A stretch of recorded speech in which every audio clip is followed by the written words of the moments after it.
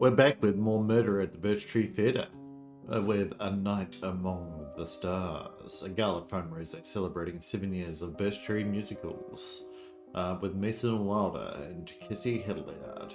Cocktail hour followed by dinner and live cabaret performances. Ooh, sounds nice, doesn't it? Held at the Lakeside Tavern this time, not the Birch Theatre. Oh, there's a lot of things going on here. It looks like there's two people that have passed out. There's Cassidy, yeah. So she's jealous of Mason, it looks like. The woman is dead. There's the guy. Oh no, it's not the guy that died earlier, obviously. There's Mason Wilder and Cassidy Hilliard. We can put those in right now. There we've got them. Where's Mason? He's not here. And neither is Cassidy. So the two people whose names I know, we ain't got them. Oh god, somebody help her! What do we got here? Birch medley, maybe tonight, abracadabulous. Someone once told me on with the show with Mason Wilder. And then we've got a whole bunch of stuff that happens, and Corn-fed Settlebred Gal by Carol Upson. Finally, don't you want to come up with Sue Ellen Prescott? We know that Sue Ellen Prescott is the lady that died, so we can put that in. Sue Ellen Prescott.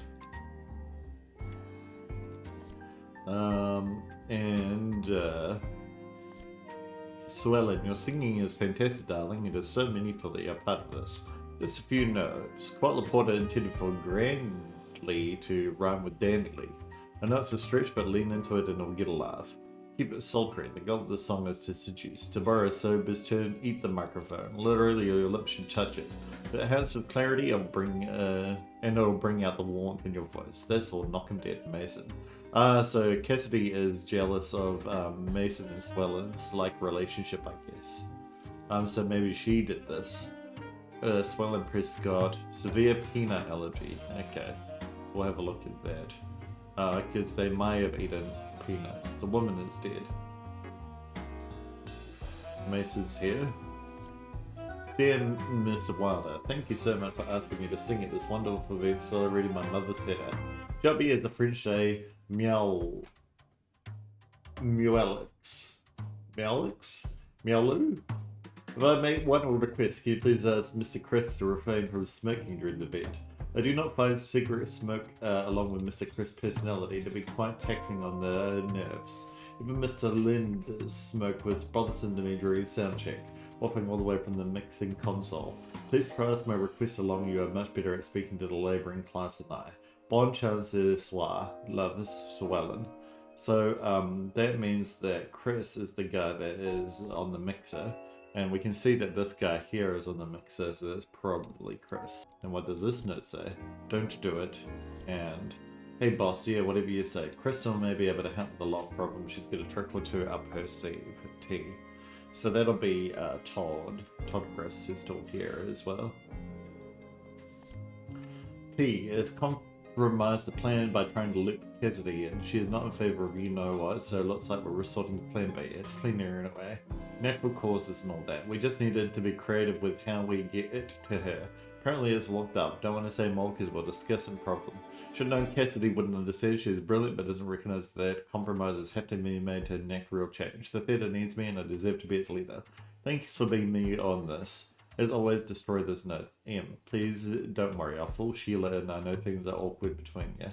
Right, so Sheila is the bunny. Let's put her in now. And it sounds like her and Todd Chris's relationship hasn't gone too well. And we know this is Todd Chris. So we can put in his last name now. Because she has the same last name as the first name of that person. Alrighty. And this is the doggo. Hey Doug, what's the new code for the supply closet? We're having a pregame. I know that's 5 digits long, but that's all I remember. Jenny. And the clue on the solution page has been updated. BTOFR. Okay.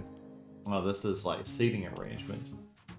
Oh heavens, no! Request for table 1. Cassidy likes Antonia, wants to split between her and Mason. Suellen close to safe and as far away from Todd as possible. Also, she preferred to eat after performing, so can her food come out later. Todd, between Mason and his girlfriend, Rona, seated with Frank, doesn't want to be next to another board member, and Antonio wants to be seated to the left of the board president, her good ear side. Right. And the current board president is Mason.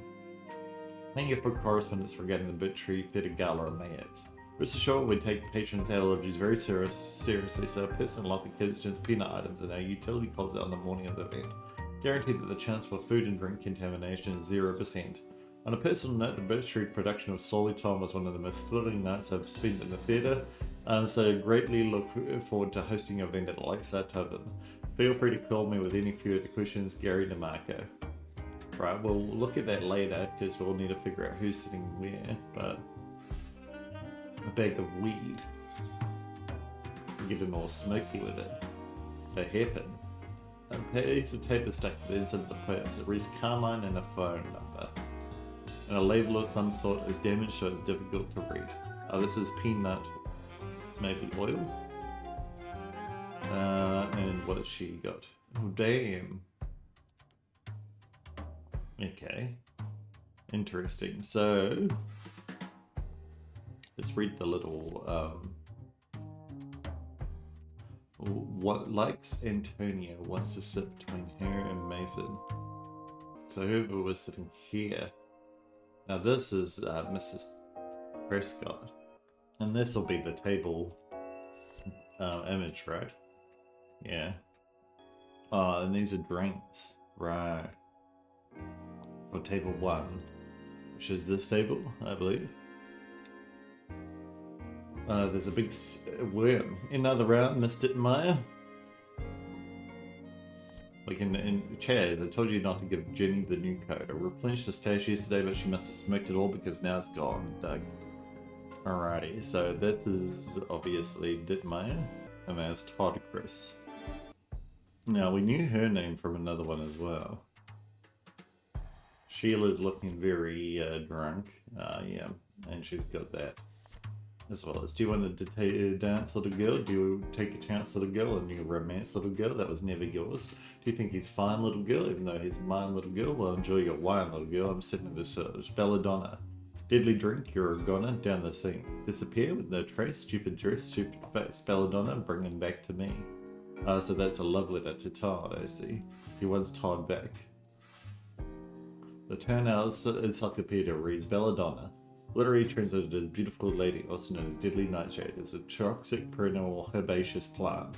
Because the foliage and berries are extremely toxic when ingested, the use of it as a poison dates back to ancient Rome, where it is rumored to have been used to murder Emperor Augustus. It is still regarded as one of the most toxic plants on Earth.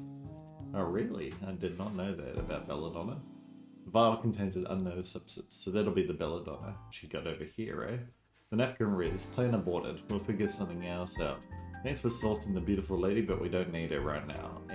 So that's from Mason. Alright, we probably need some of these names. So, the Birch Theatre Board was Suellen Prescott as president, Mace Wilder as vice president, Carol Upson as secretary. That's what her name is, Carol Upson. That's that lady. Carol Upson.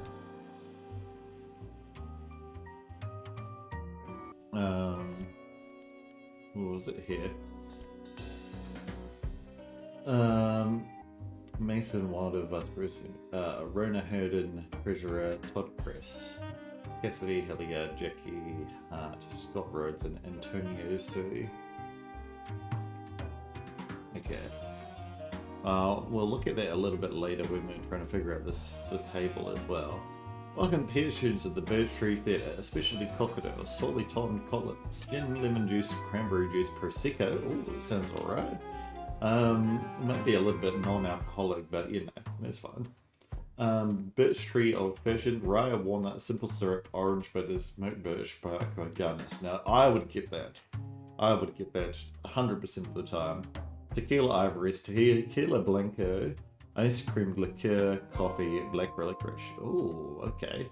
Out of the tequilas, I prefer Tequila Blanco over normal tequila. Tequila Blanco is the white one. Kind of, you can tell by the name.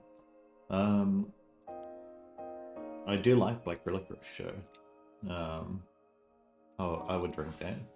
That's what he's doing right now. Hola, Ernesto. Thanks for the hookup, Hermano. Our stash is in the supply call feel free to partake. There's a new code. The middle digit is the number of seats at the bar. Ask around for the others. Dirk. Right, so they're trying to hide the code for the marijuana as much as possible. A label reads, warning, do not attempt to submerge the appliance unplugged or otherwise for any reason else risk danger of electrocution and death. It's not submerged at the moment. Electrocution, eh? Let's move, people. This is a high-profile event, so don't lose steam on me now. Alright, Mr. Skunk, if that is your name. Yes, sir. Jenny, screw Doug, I don't think you're a weed hog. Still piecing together the new code. Only part I remember is that the last 2 digits of the year that Gary's daughter was born. Christy. Okay. So this is Jenny. Where's her name? We don't have it yet. But, the skunk may be Gary. And yeah, one of these days. Birch Theatrical Gala, GNU alarm event, sorry. Gracie's 10th birthday, so she was born in 1972. And then Kings of a Parla Memorial Brooch, so 72. Whoops. And then the number of seats in the bar was 1, 2, 3, 4, 5, 6. 6 seats. We need to go here as well. Press the click game at the usual time and place. Remember the first 2 numbers of the year the restaurant was founded. You can tell Jenny just don't tell, and Dogo said that. First 2 years are the time that the restaurant was founded. Now that won't be here, will it?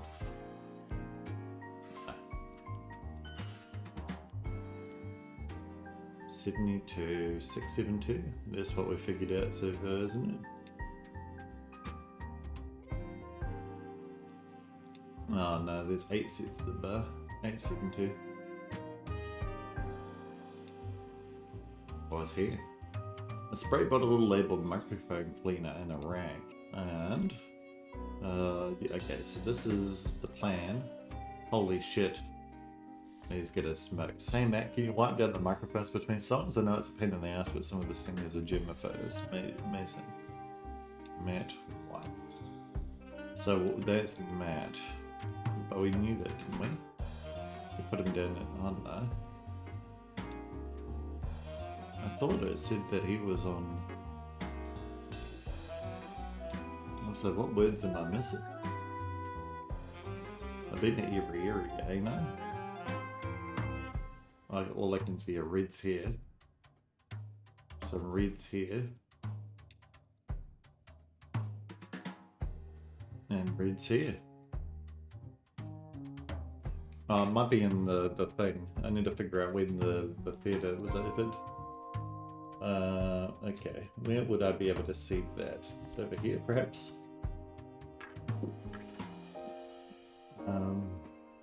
Okay. 1946. 1946. So it's 46, and then it's 8, right? There's definitely 8 seats. Because 1 here, which she's sitting on, 2, 3, 4, 5, 6, 7,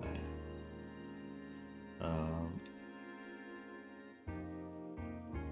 And then, 72. 8, 7, 2. Yeah, perfect. And this is the locked up stuff. A bolus of poison intended for pests. These are all the peanut oils. An unlabeled container of oil. All peanuts. A jar of peanut butter and a container of peanuts. And finally, Chaz's stash box of weed. Alrighty. So now let's find out a name, shall we? That's probably the best place to start. So this is Mason. According to the thing here, Todd wants to between Mason and his girlfriend. So allegedly, this is Mason's girlfriend.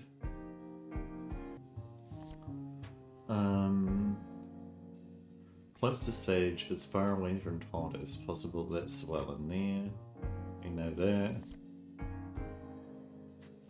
that. So can the food come out later? And yeah, she's got no food at the moment. Cassidy likes Antonia, wants to sit between her and Mason. So Cassidy's sitting here at the moment. Which makes sense, she's currently playing the thing. And so Antonia must be the crocodile here. So let's put Antonia as the crocodile.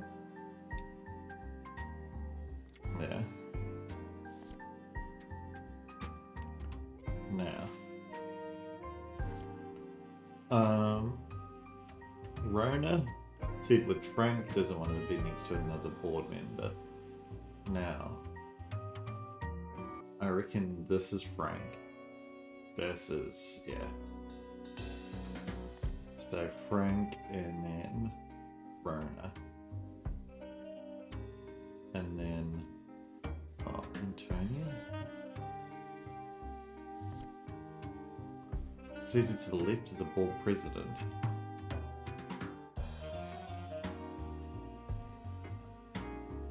Is the crocodile Antonia? I'm confused. That's Antonia. No, it is Antonia, yeah. Seated with Frank doesn't want to be. So yeah, Frank is the cat, and then Rona is this lady, the dead lady.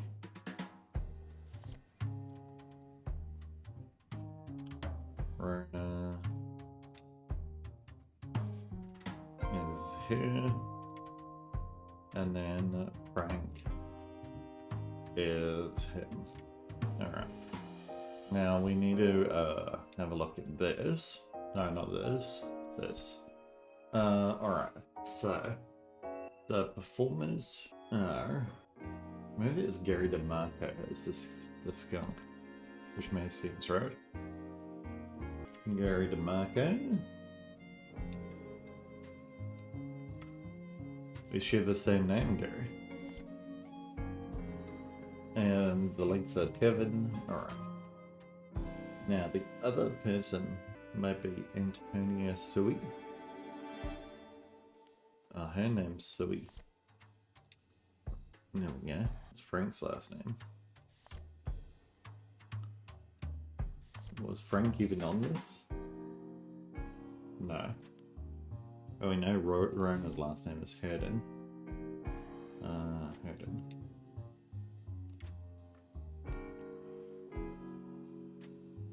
And this is whatever Todd's current girlfriend is. This one.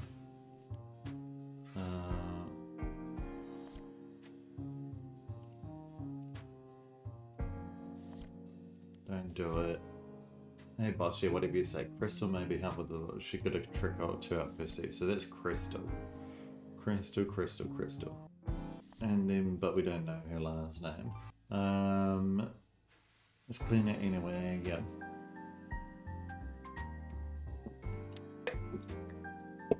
Okay, thanks for bringing me this. As always, destroy this note. But don't worry, I feel Sheila and I know things are awkward between you. Yeah. So, Crystal. When are we going to figure out Crystal's name?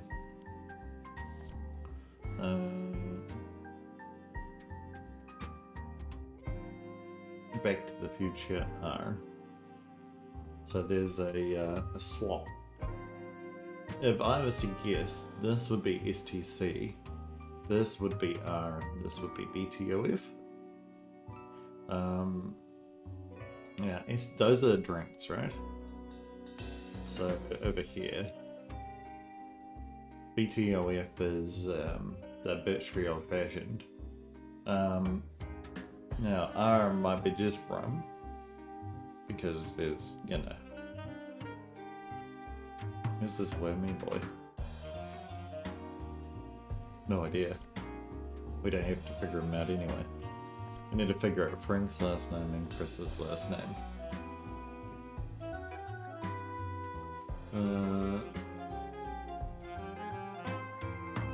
No, they're not in the list of people performing.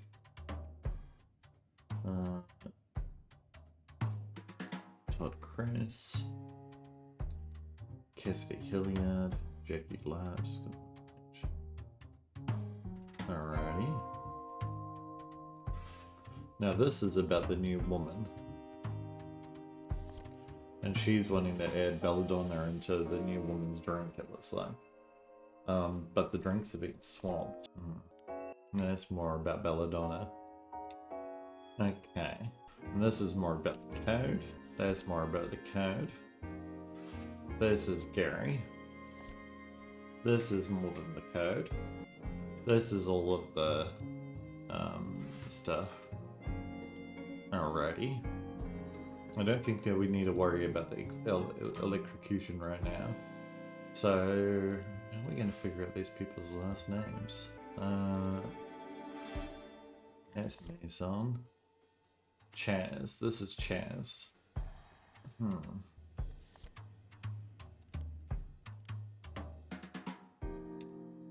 Okay, yeah, so someone here must have information regarding the swelling.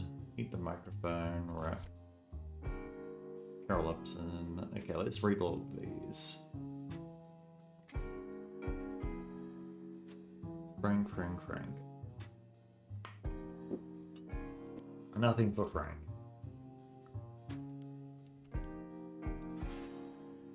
Oh god, somebody help her. Now, the woman is dead, so probably like a peanut allergy thing. Oh damn. This is, yeah, Crystal. Let's read all of Mason's notes. Chris to refrain from smoking during the vet. I did find cigarette smoke. Mr. Chris, along with even Mr. Linda's. So this is Mr. Linda. Linda.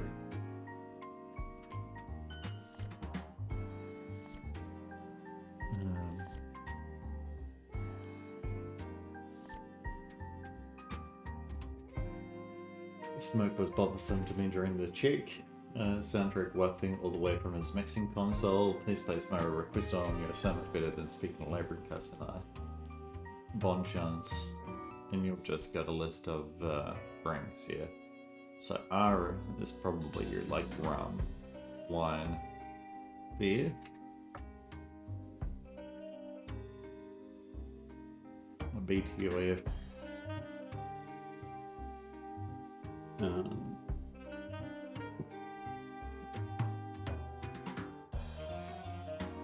What do you reckon this one says? War. And that's that. Alright, we got. Does Frank. Maybe Frank's got the same last name as Rona. You know? Frank. It's hard to tell exactly. I don't think there's too much information about good old Frank. Maybe there's some over here. No. Okay. Let's have a look at that, shall we? So yeah, these are what people are drinking. And we can kind of tell based on the list. And who said? Oh well, we already figured it out. We should just put it in. So this is obviously Mason, and then Mason's last name is Walder. We know that. This is Todd Chris. No, we can't do it from there. We got to drag it from here. Now this is Antonia Swee.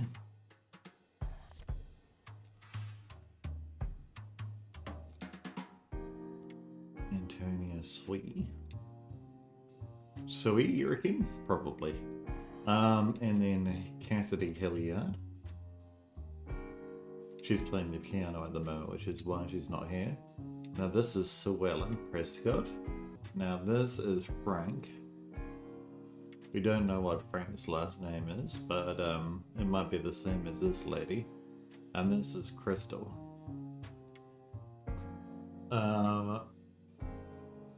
Now, Frank is sitting next to, what's her name? Rona. And Rona's last name is Herden. So we can try Rona Herden, Frank Herden, and then I don't know, Carmine. Her last name is Carmine. I don't know where I got that from, but sure. And this is Frank. Where is Herden?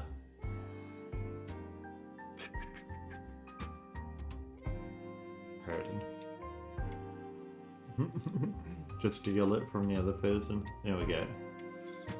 Perfect. Alrighty. Coveting the role of president. He wanted to be the president of the company. Marco Herden.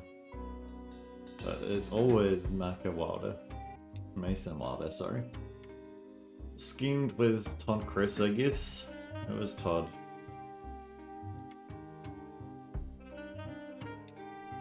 To kill Llewellyn Prescott by using peanuts. He wanted to use peanut because that's an allergy. Oh, okay. No, this is actually different. This is he schemed with Sheila Dudmeyer.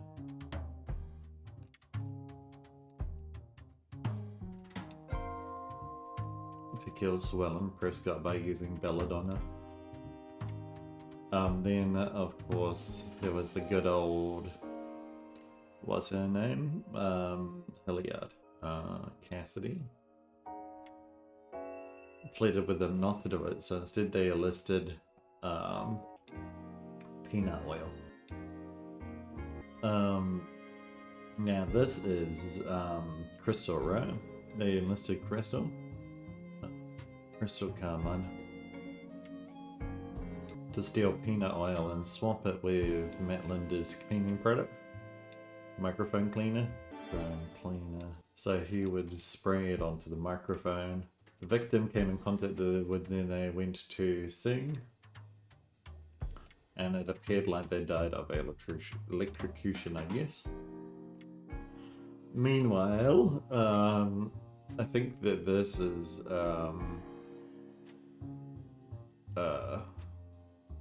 Sheila Dittmeyer, right? Yeah, your girlfriend. This is Tom Kress. This is Belladonna. So it wasn't actually, yeah. Sheila Dittmeyer. Dittmeyer had grown jealous of Todd Kress' new girlfriend. This is, Crystal Carmine. However, the target switched their drink order with, this is Rona Herden, who also died. Now, this is probably this Belladonna stuff here.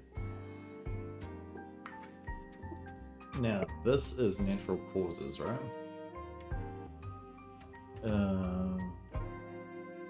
Was it Todd Kress?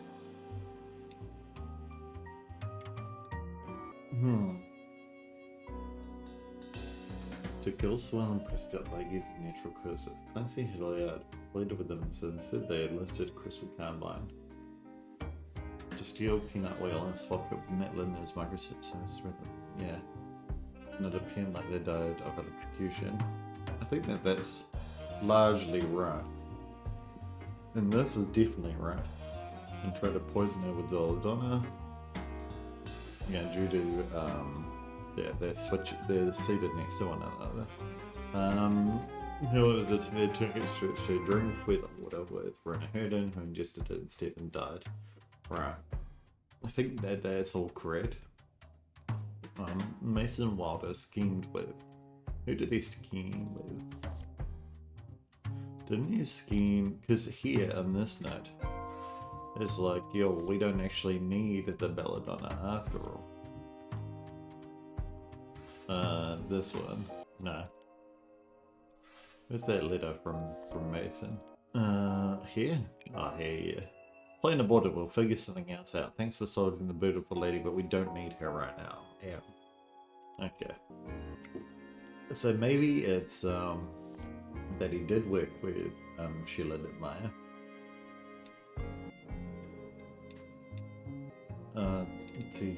By using belladonna. And maybe this is Todd? Chris?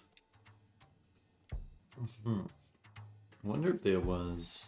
Because it was definitely Crystal Carmine who stole it.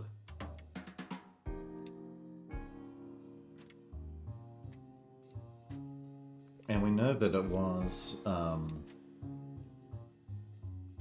the microscope cleaner, because look, yeah, labeled microphone cleaner in a rag. Then she went and ate the microphone, allegedly, and that got the peanut oil on it. Peanut oil looks like this, so an unlabeled container of oil, because it's all on the same stuff, right? A box of poison. Yeah, then she died. I mean, when you check the body, it would look like anaphylaxis, but she hissed and Mason. Alrighty. So she's jealous as well.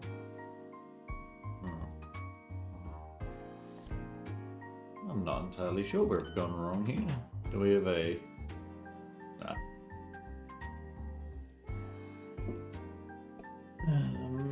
It was definitely because... Hold on. Let me have a look at something. So yeah, Swellen Prescott as president, Mason Wilder as vice president. So it's definitely that he wanted to have in the role of president. Mason Wilder schemed with Sheila or with someone to kill Swellen Prescott. It's just what did because over here on Mason's note, he said,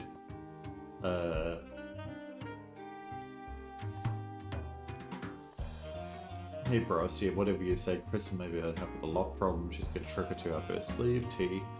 Yeah, Crystal definitely helped with that.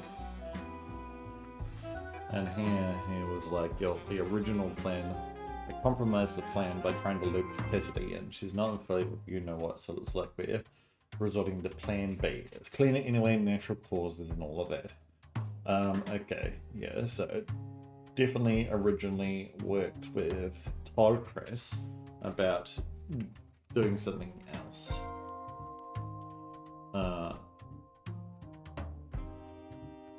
So this was Todd Chris. Yeah, to kill, maybe this was actually Chris, because he did, like, loop her into it originally. Not did Maya, Hillard. Cassidy.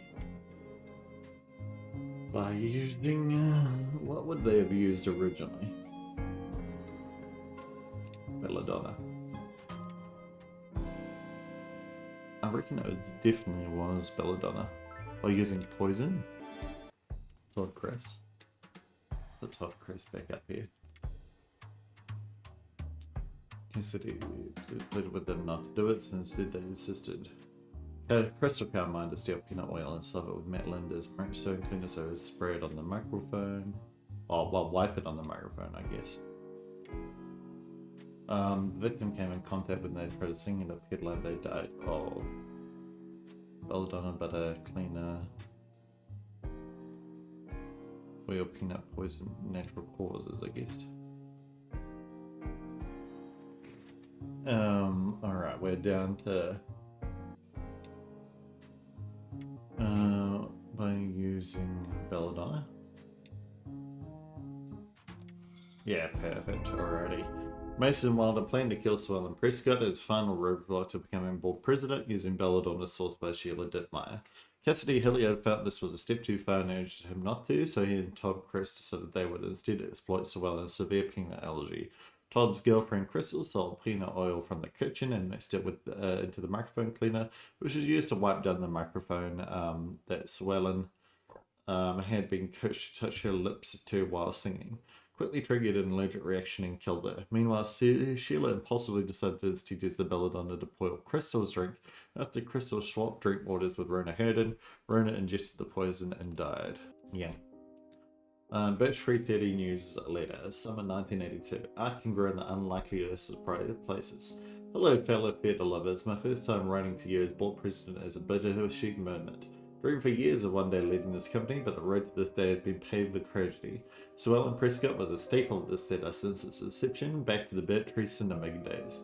Her sudden passing has struck us all, but I like to think it was what she would have wanted.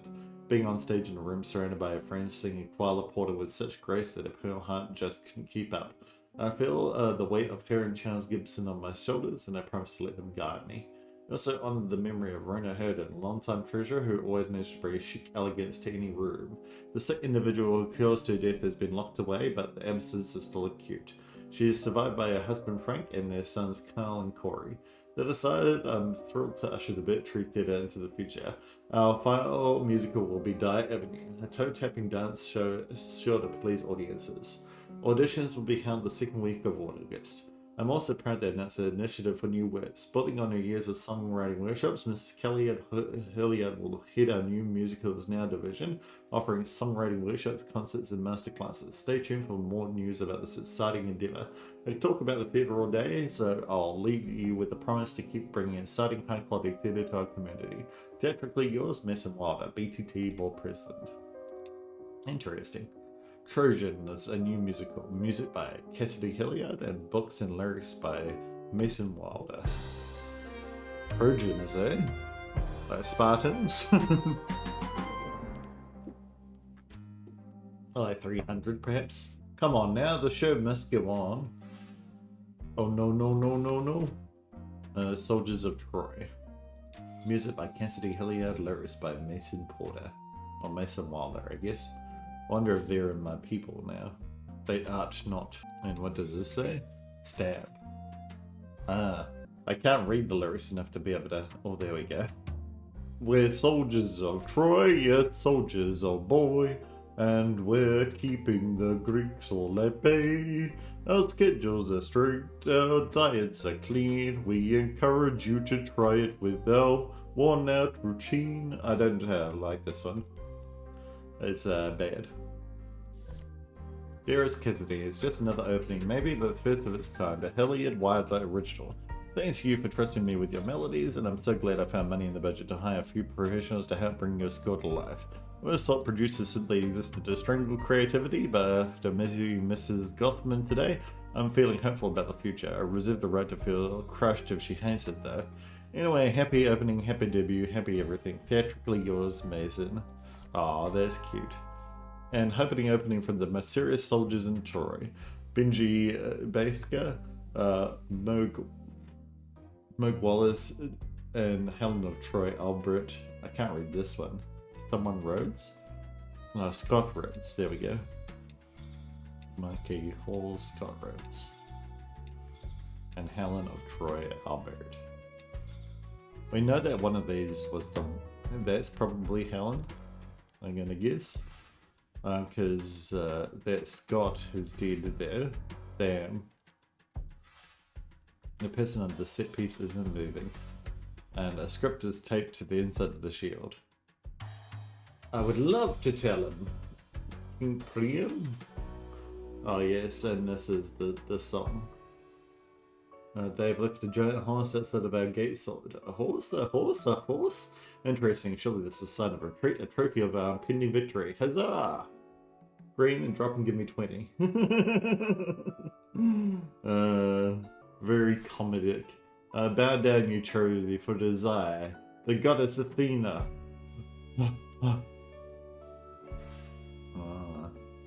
And then, what do we got here? Sign. Red zone, no smoking, row 2, seat B. Okay. Trojans. Okay. Director, choreographer, Emily Calder, head stagehand, Todd Chris. As usual.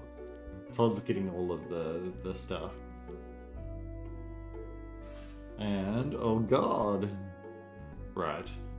Helen of Troy Albert. So I'm going to guess that's it. Hi Emily, happy over there. Thank you again for changing the choreography of the soldier song so that I'm not next to Helen anymore. It's not my fault for making things weird. I should have known better than to ask her out. Anyway, now that theatre rehearsal's over, do you want to catch a movie or something? If you like baseball, Marquee has a champs game on a Sunday. Let me know, Benji. Ah, Benji. Trying it on with all the girls, I see. Opening go over chord. Count of league pops with Siren Trio. Has Scott completely forgotten the blocking? Wasn't he during the choreo? This is a tragedy. Oh no, everything's going wrong. I see. So let's put in some names now.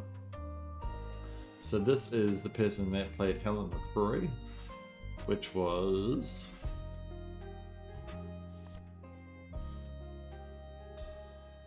Helen Albert. Ah. So, that's handy, isn't it? Helen Albert. And this person dead here is Scott. His last name was, Rhodes. Okay, now the people watching the show, one of them was you. Oh, you're not here. But why does Helen look so different?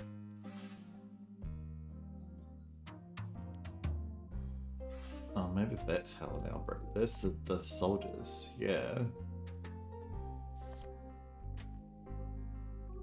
Maybe we need to figure out what soldiers are which though. Okay, yeah, because of the okay.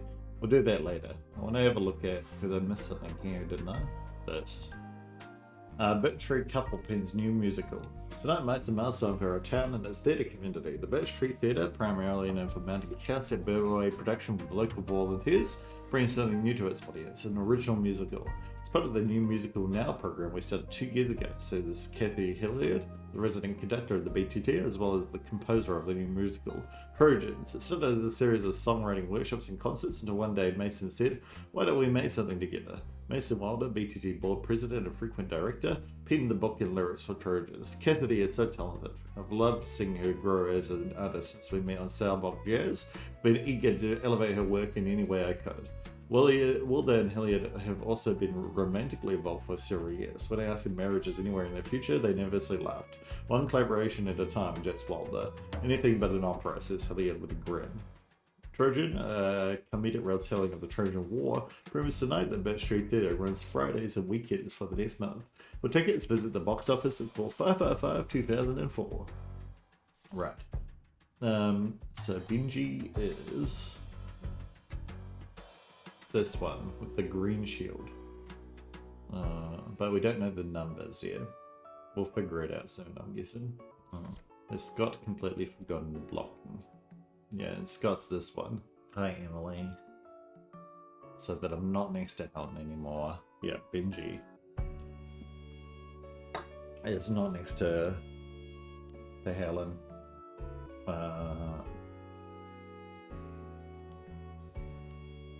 We'll have to read the script, but firstly, let's find everyone else.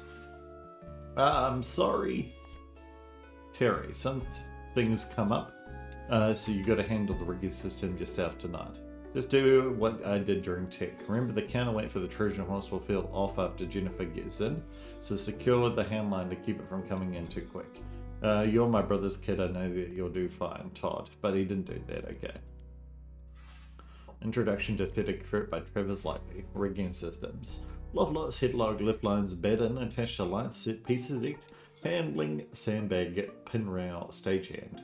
Diagram of a rope-based rigging system. Theatres with such systems are often referred to as hemp houses. Because of the rope and not because of the marijuana. Trojans, a new musical. Right, this is the same thing that we saw first. Okay. Yeah, so these are the soldiers. Okay. I will look at that later. Music by Cassidy Hilliard, right. No casual whistling on deck. And I'm guessing that, oh no, Todd's not here because he just said that it wasn't here. Oh, this is an engagement ring. Cute. Oh, this is Mason is directing information. Producer travel, Heath Remy, musician fee, a lot of musician fees. Okay. All the musicians seem to be paid the same at least. Jennifer Sharma is having trouble backstage due to quick changes and making it into the Trojan horse. Best solution is accounted from the opening number. Cassidy will give her the news. Helen says it's odd that her character's colour is green while their mood is sad. Green is usually envy. She might have a point, but it's the least of my worries at the moment. If one more actor asks me whether or not their line is supposed to be funny, I'm going to jump into the orchestra pit. Well, if it doesn't seem funny, it's not funny. Cut it out. Amalia Goddess Evermoney Productions, 1863, 6th Avenue, Suite 1600, New York, New York, 10019. Alright, I received your second letter, photography enclosed, and I must say you drive a hard bargain. Don't usually make a habit of attending community theatre productions, but a first-class fight and bread and breakfast in the country sounds charming. Please arrange a front row seat for the opening night performance of Trojans. I'll be happy to share my thoughts with you and your collaborator the following morning. There's a assistant from my office will call regarding the travel and lodging efforts. Sincerely, Amalia Goffson. So one of those is Amalia Goffson. Okay. Dear Mrs. Godson, thank you for your kind refusal, but I'm still having a procedure to see our humble original musical Trojans at the Birch Theatre. Could sweeten the deal by offering to fly your first class round trip, of course, and putting you at the best bed and breakfast in the tri-state area. The downtown and surrounding areas are lovely to explore this time of year. We'll be happy to escort you to some of our favourite locales. Frankly, I believe that Trojans is destined to be a hit, and based on your previous work, I think you'll be the perfect producer to expose it to a wider audience. No community theatre production is a far cry from the professional work you must see on a daily basis, but I trust you can see our show for the potential of its writing beyond the amateur performance you'll see on stage. Eagerly await your response, Mason Wilder. Aha. A familiar looking set of clothes. Something's gone wrong. Come to my office ASAP. Ah, this is Mason's clothes, eh? Were they getting down and dirty? The ward. There's Mason and Cassidy looking all happy there. Photos of Mason. The odds room. Sun fitness room in the basement of the Birch Theatre was used to store projectors and other film equipment in its movie house days. The room was boarded up and laid untouched for over 20 years, unearthed by stagehands cleaning out the then derelict theatre. One remarked, I feel like Dorothy stepping into the land of Oz. The name stuck in the room continues to be used as a storage space for set pieces and costumes. It's pretty cool, ain't it? Alrighty, and two plaques from regional magazines citing the Birch Theatre as an excellent live theatre destination. 1982 and 1984. The trunk is empty except for a broken costume piece, and there's the opening of the Birch Theatre in 1929. And there's a rug. Oh, there is someone inside the carpet. They've got their neck cut. Their bruises are in the dead man's neck. He's been strangled. Or he's committed suicide. Is that all? Yes, okay. So, let's figure out everyone. So, Helen's color is green. She's the green with envy one. And according to the script here, but she's meant to be sad, right? So maybe it's 1 or 3. Okay. Who's doing green drop and give me 20? Soldier 3 or so Soldier 3 is this one. Yeah. There's Helen. Green. And she's sad. And she has a swad. And this is Helen Albert. Okay. Now, angry, blue, club. So we need to figure out who's Angry Blue Club.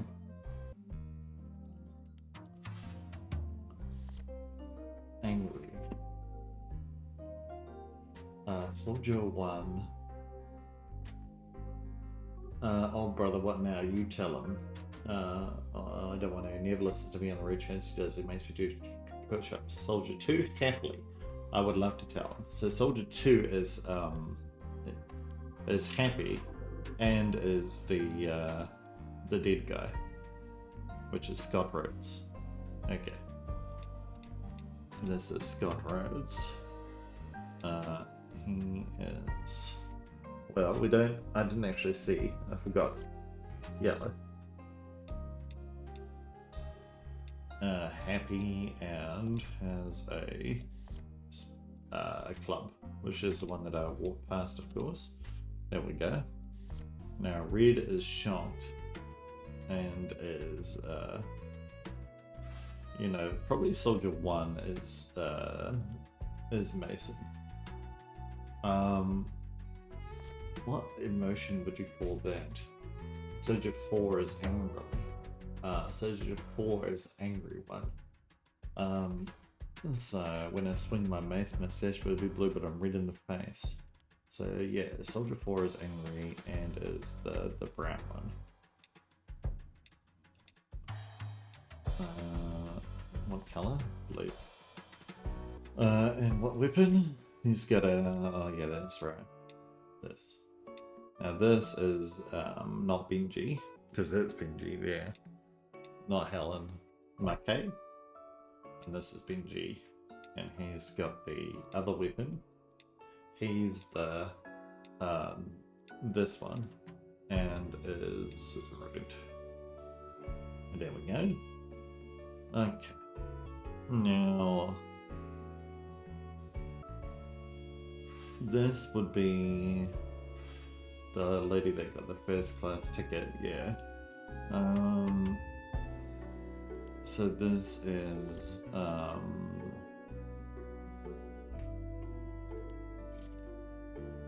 room 2 as well. So she's the lady that was asked to come here by let's listen to this while we're here. Hello, this is Annabelle from the offices of David Marmot. Just calling to confirm airport pickup for Mrs. Goffson's 1:30 p.m. arrival. Thank you. Mrs. Goffman. Mason, it's Scott. Listen, we need to talk about the theatre financials. Yeah, they're terrible. You cannot use the Birch Theatre as a piggy bank for your personal projects. Exactly. Be it travel or musicians or whatever. Not without board approval. I'm hoping I'm wrong about this. I'm running late, but let's talk in your office before the show. So strangled, yeah. Trojans opens tonight. Hey, it's Cassidy. I hope you hear this before the show. Just calling to say, break a leg tonight. Oh, Cassidy. So glad things are back on track with the theater and with us and with everything. Oh. It's all been leading up to this, and I'm so proud of what we've made. I'm proud of you too, Cassidy. I love you, and I'll see you out there. Yeah, don't love a mass murderer though. Just because, he supports you, don't love him. So, this is Mrs. Gobson. It was Amalia Gobson. Amalia Gobson. Now this is, whatever his name is, the one that's like, the theater is burning. Hello, this is Annabelle from the offices of David Marmot. Just calling to confirm airport pickup for Mrs. Goffson's 1:30 p.m. arrival. Thank you. Mason, it's Scott. Yeah, this is Scott, Listen, yeah. We need to talk. So Scott's the one that's dead now. And Jennifer Sharma is the one that's, yeah. Sharma. Scott. So he was killed by, the guy. Now this... Killed by Mason, you know? He was killed by Mason. This is, Terry. And probably Terry Chris, I'd imagine. Because, he's a nephew. He's related, right?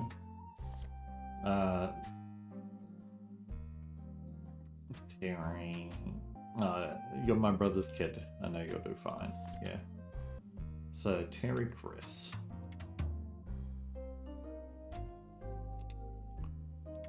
And this is the lady that they got for choreography. This lady here. This is Emily. And Emily's last name was on one of these, wasn't it?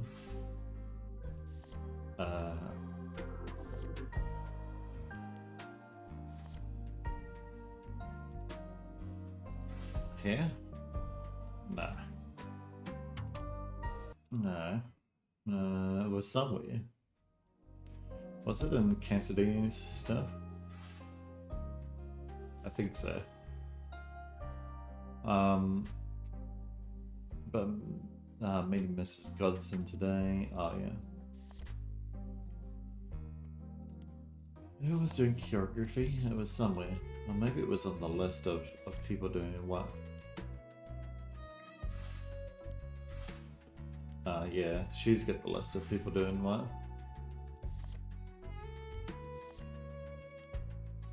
No. She's got the list of things, people doing what. Choreography by Emily Calder. So this is Emily Calder.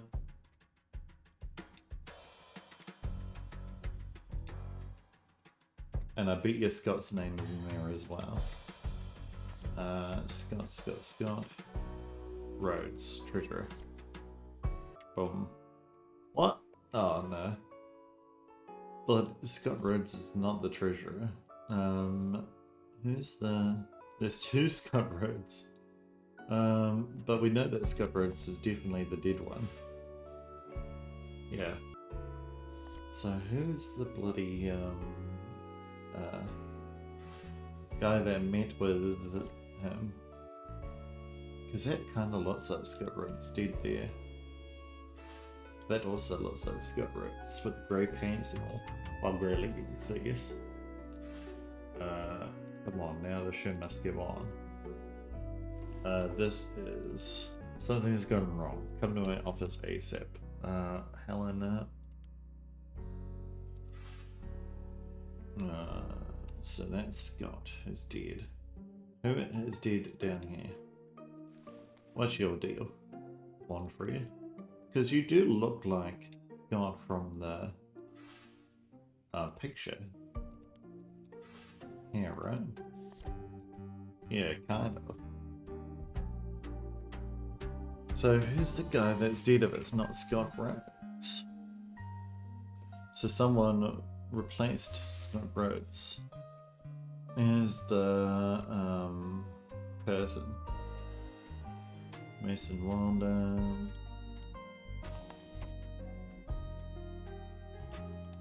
Who would have replaced him?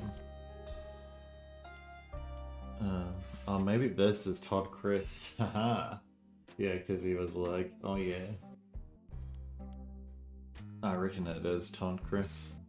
Oh, this is Scott Rhodes though. Because Todd was like, yo, I need to do something else. Yeah, it is. Perfect. Alrighty. I'm glad of myself for figuring that one out, you know. The Birch Tree Theatre was presenting its first original musical, with music by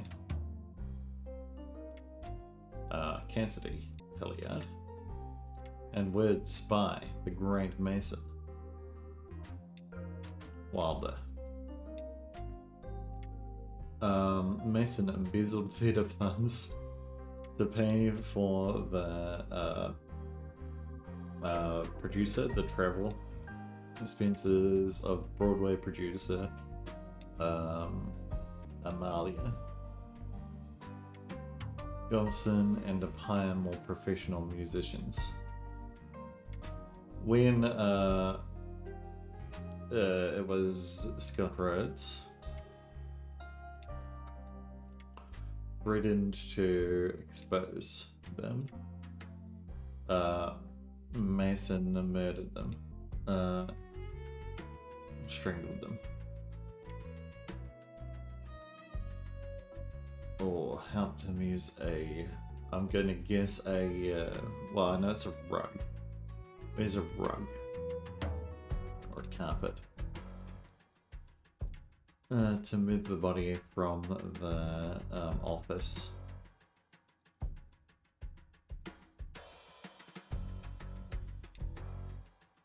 Now this is to Oz.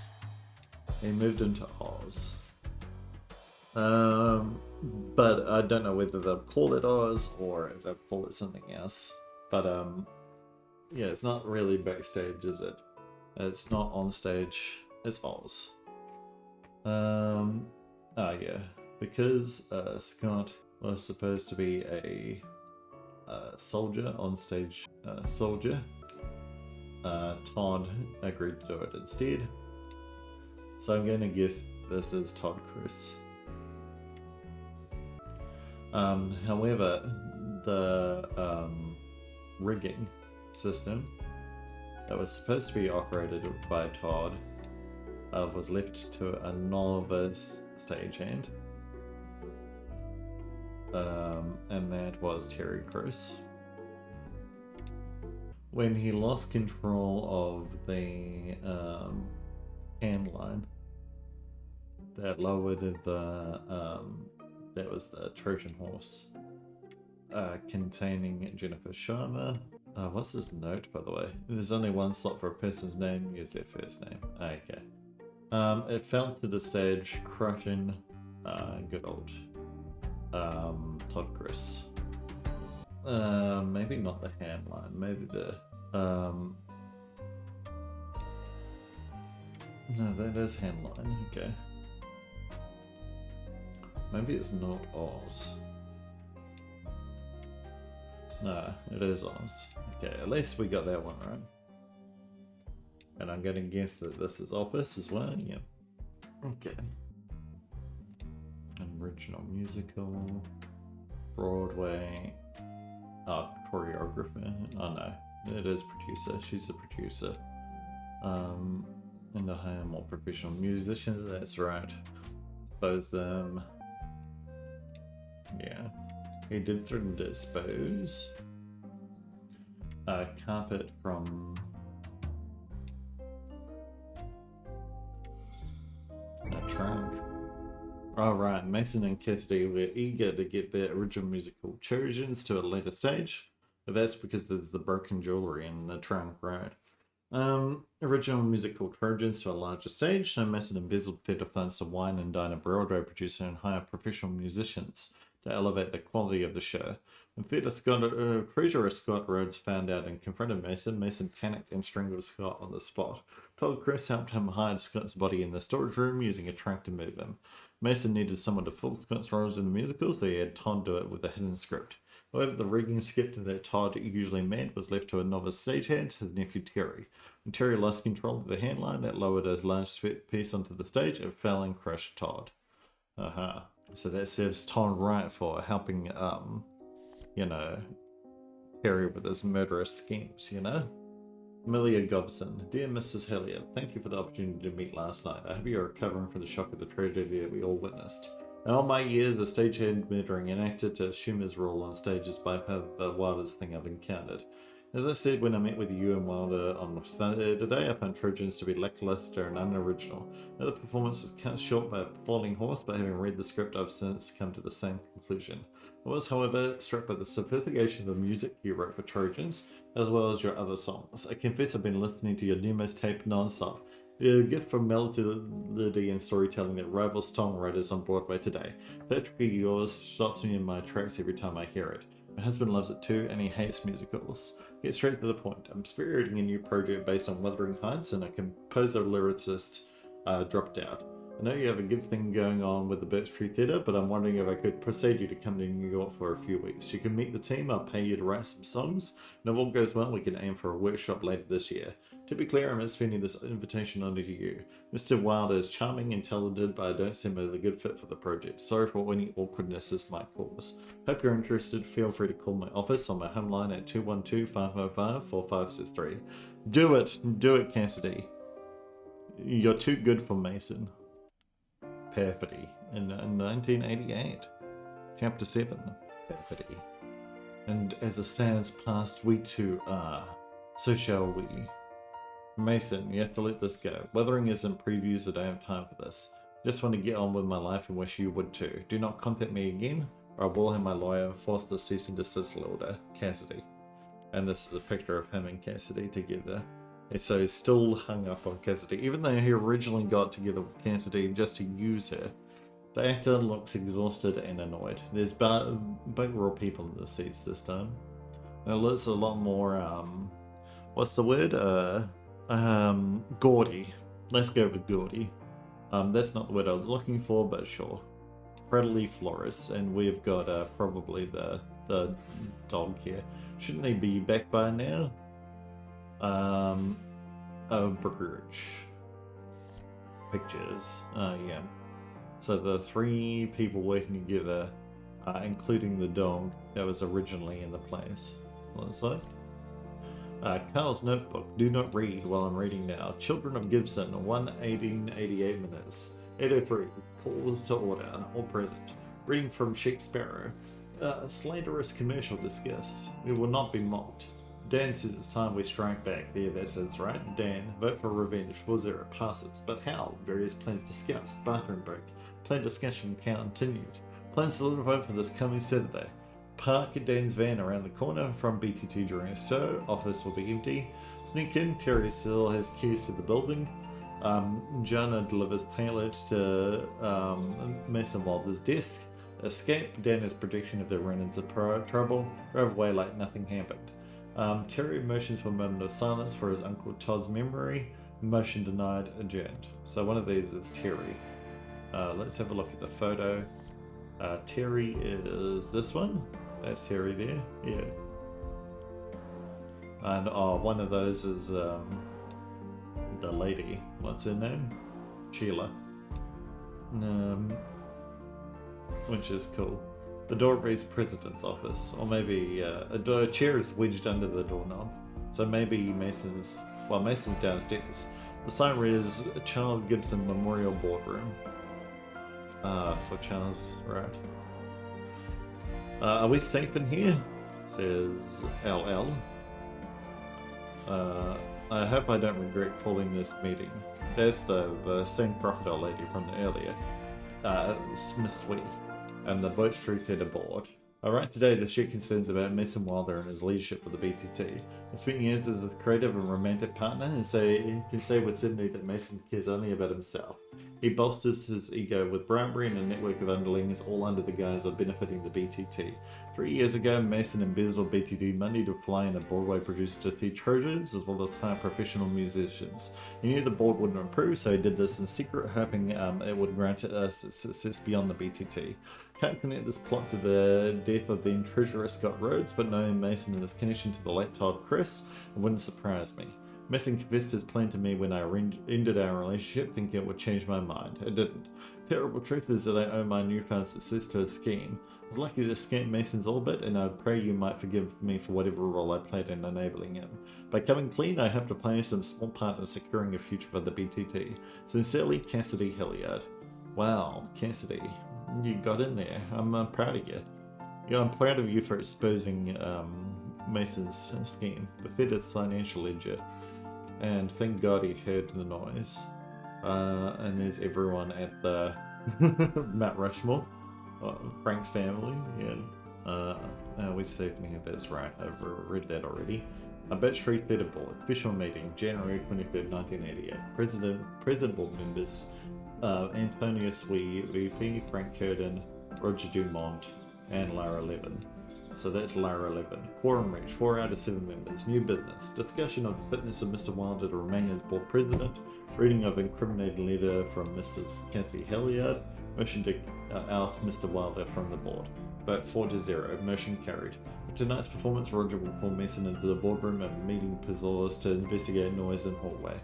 Right, so that's Roger Dumont there. Yes, there's been a break-in at the Birch Theatre. Detained the intruders inside an office. So, Roger Dumont. This is Frank.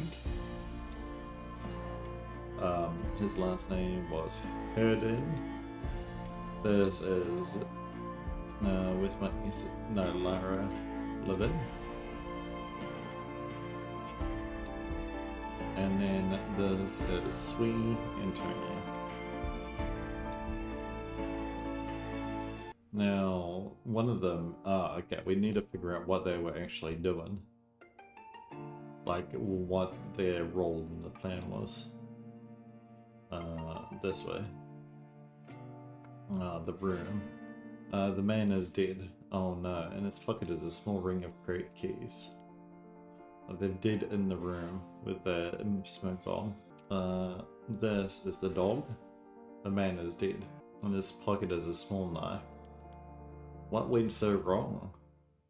The Birch Tree Theater invites you to Perfidy, an exciting new play about a tumultuous love triangle. Unlike other companies, Birch Tree produces professional-grade shows at community theater prices, such as Swoley Tom and Oh Scrooge. Other groups I what a snooze fest.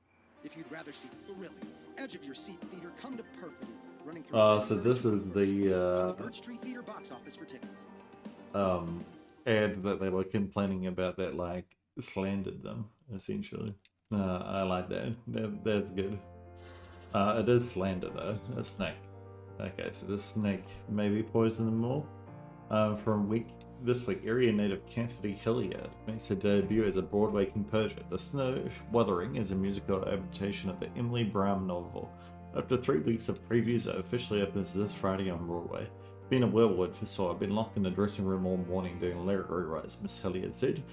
Speaking by phone on the lunch break, I've been writing songs as long as I can remember.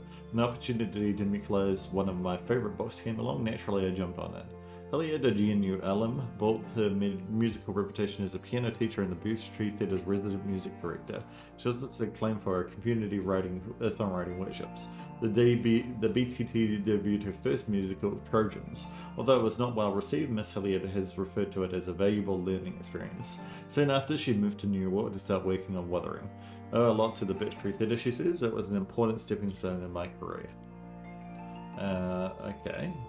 So she doesn't regret her time, but she does regret her time with Mr. Wilder. This letter has been served due to harassment of Miss Kelly at Hilliard by multiple attempts to contact her via letter and telephone activity, despite her attempts to block contact from you. As the activity continues, we immediately seek a restraining order and possible arrest against you and any accomplice, and will seek monetary damages to be proved by trial. This letter serves as a final warning. Sincerely, David Lamb, Esquire. So yeah, Mason definitely is hung up on Cassidy leaving him, even though he originally just got with her to use her, and so he's caught feelings essentially. Come on, Mason, you know that will come to this. There's still the engagement ring that he's got on his desk. What have we got here? It's an empty grocery bag with a hole in the bottom. So the snake escaped. The woman is dead. And this would be Miss Stormwood.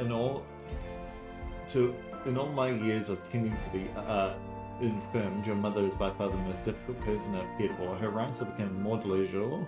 She takes great pains to direct her eye towards me. She threw a smoothie at me last Thursday, claiming that I was trying to kill her with diarrhea poisoning again. Please tell you, another incident like that and you'll need to find another nurse for her. Jacqueline. And Zeke's exotic Brazil receipt for a black mamba snake. $80. Feed small mammals a burst twice per day. Aggressive and cornered, extremely venomous, fatal within minutes. Jay, I know what you're doing, but I still think it's a bad idea to keep this guy as a pet. Promise me to be extra careful, Zeke. So this is Jay. And there's these photos of Mason in his various roles. Mason Wilder. One is Hamlet, I see. And a plane ticket in New York City and a fetish ticket to the show Wuthering. So he's going to go see Cassidy's show. Even though Cassidy doesn't really want him there. You should listen, you know? Is that everything? Apparently not. I've missed something. Not there. And not there. Here. The Gibson Players, in association with Plato Force and Junior, proudly present Julius Caesar by William Shakespeare. It's unbiased account. Dan Platley Seabird is a founding member of the Gibson Players. Previous GP shows include Hometown, The Amazings, and Call Me Crazy. Other productions include Soundbox Jazz, Old Scrooge, and Hello Girl. Dan owns a manager's Petaley Florist, which has served the community for over 40 years. Mention this bio for a 5% discount. Love to Sandy, Luke, and Carrie, GTG. And Gianna Stormwall, props master, has worked on backstage crews ever since high school.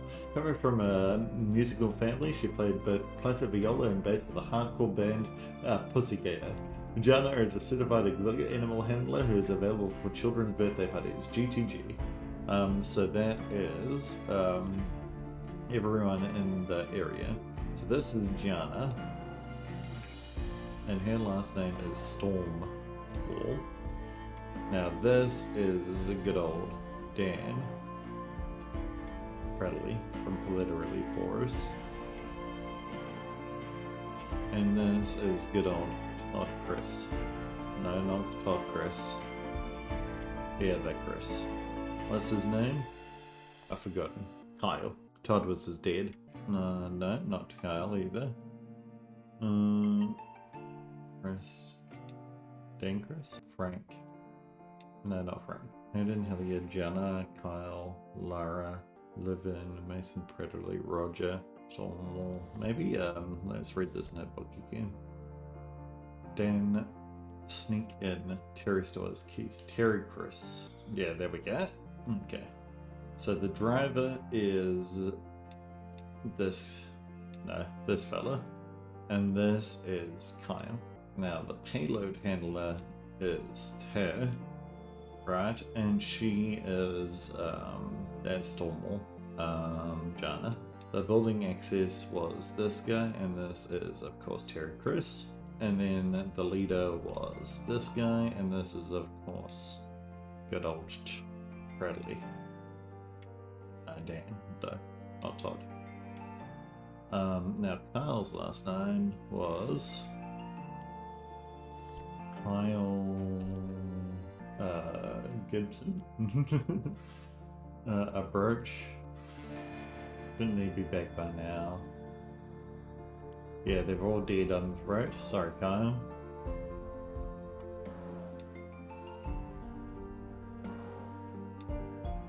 Where's Kyle's?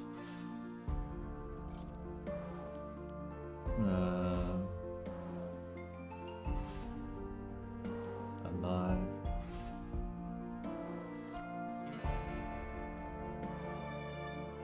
And then Kyle. No. I don't know where we get Kyle's last name from.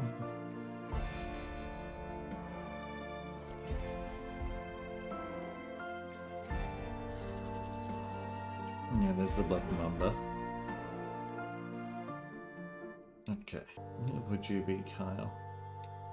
Kyle, if you were a last name, where would you be? You're not on this Birch. You're not inside the Birch, are you? Maybe it's Christine Dumont? Frank Herden? Kyle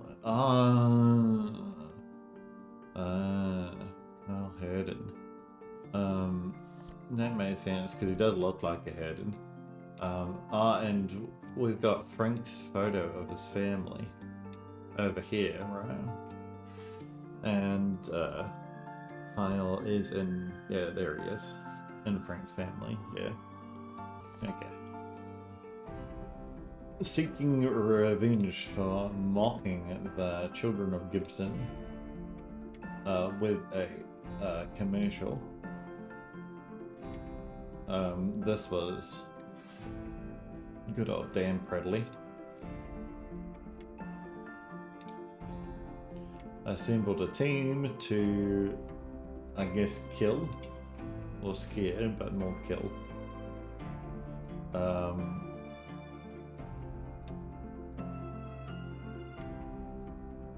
This is Mason, good old Wilder, everyone's favorite character, Mason Wilder.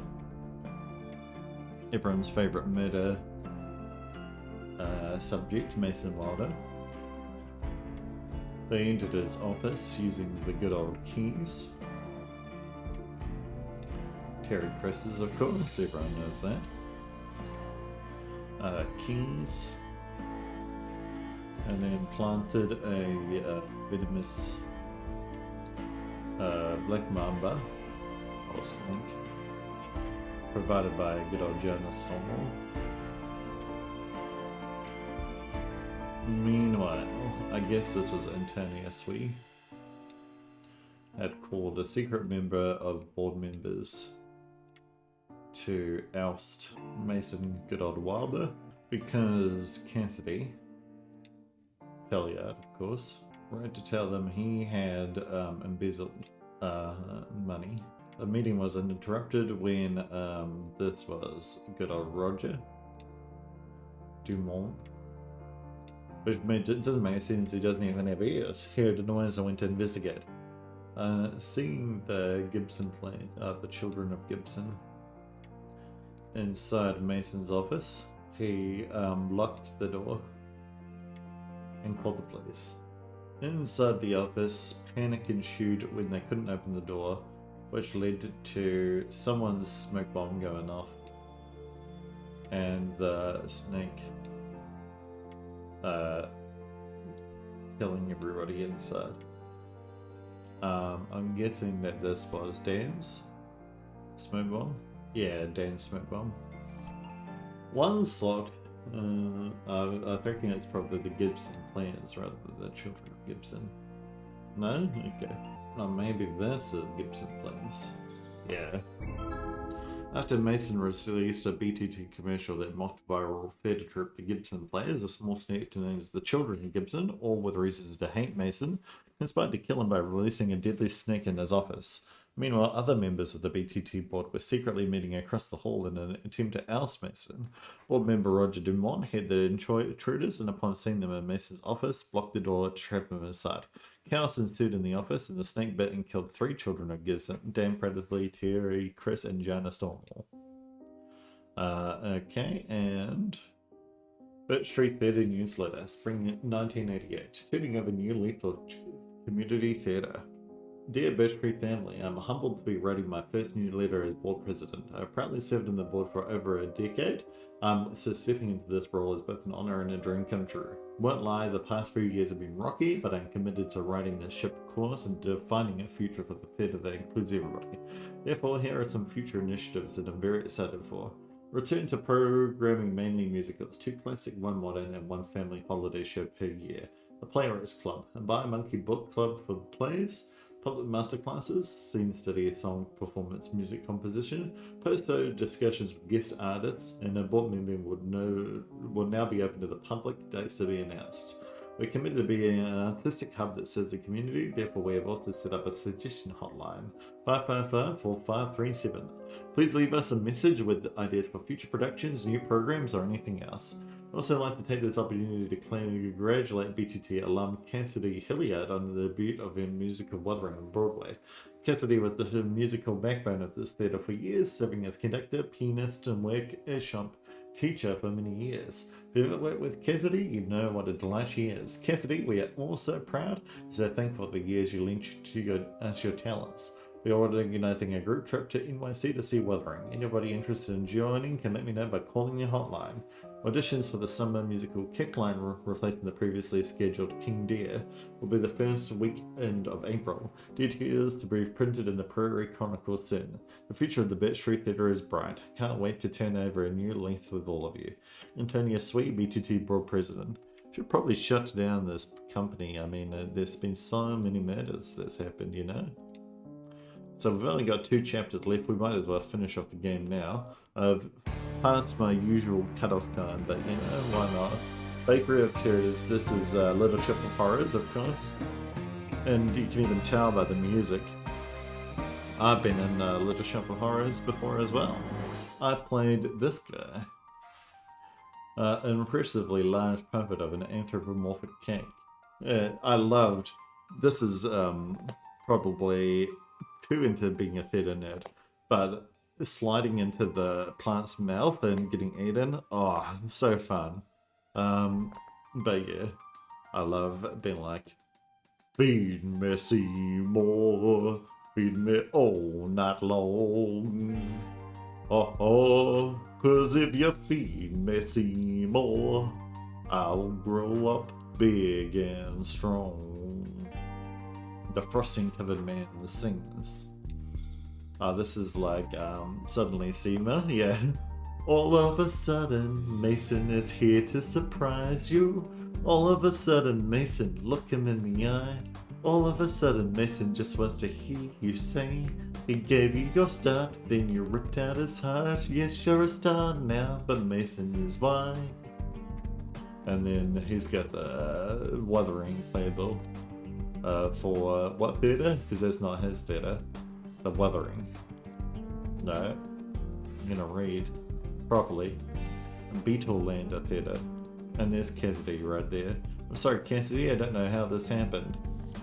So Cassidy is shot by Mason appearing in the play that's being held in New York City.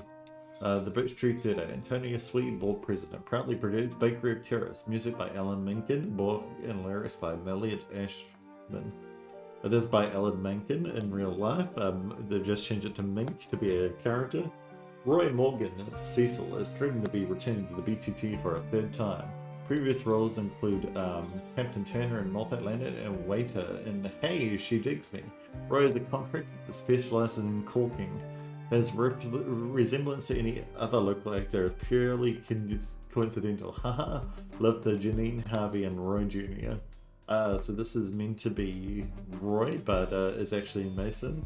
Kenny Giles, reporter, marketing rep ensemble, is making his BTT debut. You may have caught him in Gibson Plays productions such as Julius Seaboard, Hats, and Simmer Down. He's a junior at River City High, where he's an active member of the VIPs, a student of the Wilder Acting Studio. And Jacob Humming, Urchin number 3, is returning to the Birch Theatre after getting his big wet in last season's downhill from here. Jason is a sophomore at River City High, where he's an active member of the wrestling team, Sir Choir, Go VIPs, and Debate Club. Love to Mum, Dad, and the cast and crew of Bakery and Terrors. And finally, the program insert reads, Dear patron of the art, please stick around after the show for a guest talkback with Broadway composer and Birch Street alum, Cassidy Hilliard. Okay. There's a gun here, still warm. So who got shot? We haven't figured that one out yet, I guess. Alrighty. Kenny, I love you, but I'm begging you to reconsider this. I know he's your teacher, but just because he's a good actor doesn't mean he's a good person. He was banned for a reason, and this will make you his accomplice. If someone gets hurt, I don't know if I can forgive you, Jacob. So Jacob let Mason while they're in, and he's also got a wrench. So he's probably playing, like either the dentist or... Oh my god, I can't believe he went through with it. Or the, the shop owner. Man, Little Shop of Horror is such a good musical. Torn Piece of Paper, the number 3, looks like. If you haven't seen Little Shop of Horrors, go see it, it's a great time. A plaque reads Swell and Prescott Memorial Reading Room. A taped up note can't believe over his security office. So the security office is in here now. Oh no, the woman's asleep. How did this happen? Oh, Mason Wilder, all of his, and then he's got his wicked little grin as perhaps the dentist. Then Miss Maloney, let this letter serve as a formal reprimand for on-the-job intoxication. Certainly you should all enjoy the festivities of an opening night, but at this stage in age, security is very important. Shouldn't need to lecture you on that. If this happens again, I have no other option but to request a replacement security guard from HSM. I know we've spoken about this at length, but be aware that Mr. Wilder would likely try to enter the theatre on the day of the talkback, June 14th. Photos attached. That's why we've been changing the door code every day. He was banned from the theatre last year for trying to intimidate actors during shows, but who knows what he's capable of now that Miss Hilliard is involved. He knows how to persuade people to do what he wants, so be ready. Mrs. Sweet. Okay, so yes. He, Mason managed to get in. Let's see. Yep. Oh, very good disguise, Mason. Very good disguise. I love it. And then, he went into the employees only area here. Okay, yeah. So changed, or someone else in this guy's door code. Month, 2 digits plus weekly code for Antonia, 4 digits plus day, 2 digits. Okay, I'll remember that. Recovering from opening night, got too drunk at the party. Not a great look for a security guard, but everyone's cool. Angie kept bringing me more champagne. Who am I to say no? I think she felt bad because she brought me a coffee today. Got a letter from Mrs. Swee about opening. Guess the party's over. Not sure why a part-time playhouse in a small town in insecurity, but whatever. Someone thinking about stealing a fake cage. Angie bought me coffee again, so it's not all bad. Didn't know actors had stagehands help them put clothes on. Theatre is weird. She noticed my nails. She says you arrived early to do laundry, but maybe she just likes seeing a woman in uniform. Wink. Cappuccino. Write this down so I can look it up later. Andrew brought me one. New kind of coffee. Not my thing, but I'll drink anything that girl brings me. Thinking about Miss Angie Nash. Miss Angie of your Nasty. 2 days off was torture. And this is June 14th, which is now. Coffee problem roasters. So maybe she got drugged with the coffee. The certificate was registered. The Birch Theatre is certified safe by hometown security measures. Security package includes 1 security guard, 1 security camera, and 1 security monitor with videotape recorder and security solving device. And then finally, a rat poison. So some rat poison in there. Interesting. So this is where the security camera is. That's the data code. Here's the toilet. Some more information regarding the code. There's another piece of the code. This is where all of the stuff. The duffel bag contains a large trench coat and padding as well as sunglasses and fake moustache. There's a tag on the bag with the name Derek McGloin. So this is where it got changed. And the envelope is labeled with the name of Heathcliff Bronco and contains 1 ticket for Bakery of Terrors. Heathcliff Bronco. Very subtle name. Employees must wash hands, paws, hoofs, including thumbs, opposable or not. I wonder how people with non-opposable thumbs will get into the theatre business, for example. A security camera. We didn't need to click on that apparently. Is that all? No. We're way off. There's only 1 arrow here. There's 2 arrows here, but oh, we need to figure out the code. Due to heightened security, bags and other personal items may be subject to search. We apologize for the inconvenience. Alright, let's try and figure out this code.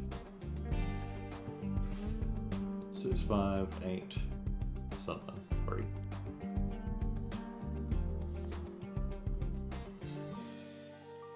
And then the code is itself. So that's the 4 digits. Then today is the 14th. So 146583, and then the year was it? Which is 1990.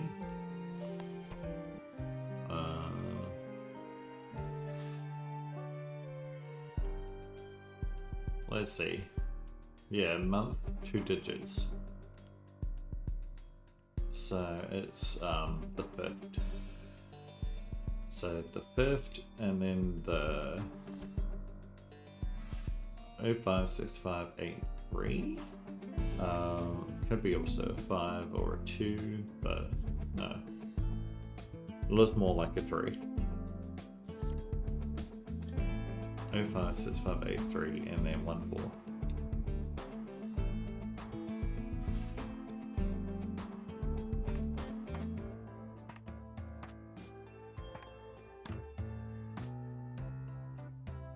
No. 056. Was it 6583? Yeah. 14. Enter.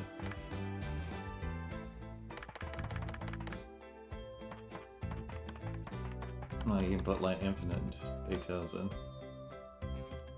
But yeah, and so it's definitely. Is it day, month, year here? Or year, month, day? It's the 6th. Of course.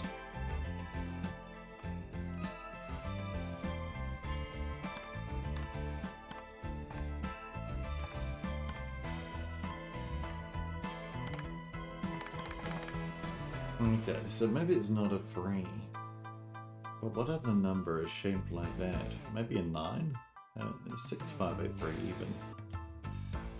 6583. 1, 4. Enter. Oh, we're in. There we go. DM. And then a whole bunch of tools. Who's this? Oh no no no. Kelly, get away from me, you horrible monster cage. She shoots a gun at the cake. Ha! You think you can shot me? Soon every kitchen in America will have a Kelly cake. Now get in my mouth and join your friend Cecil. Never! The sound of rumbling is hollowed and Kelly cake shaking. What's going on? No! In a burst of frosting, Cecil bursts from inside the cake, brandishing the knife from before. Kelly cake is defeated. Cecil, the cake attacked me, and Kelly, I heard you from inside the cake. Your voice, it saved me.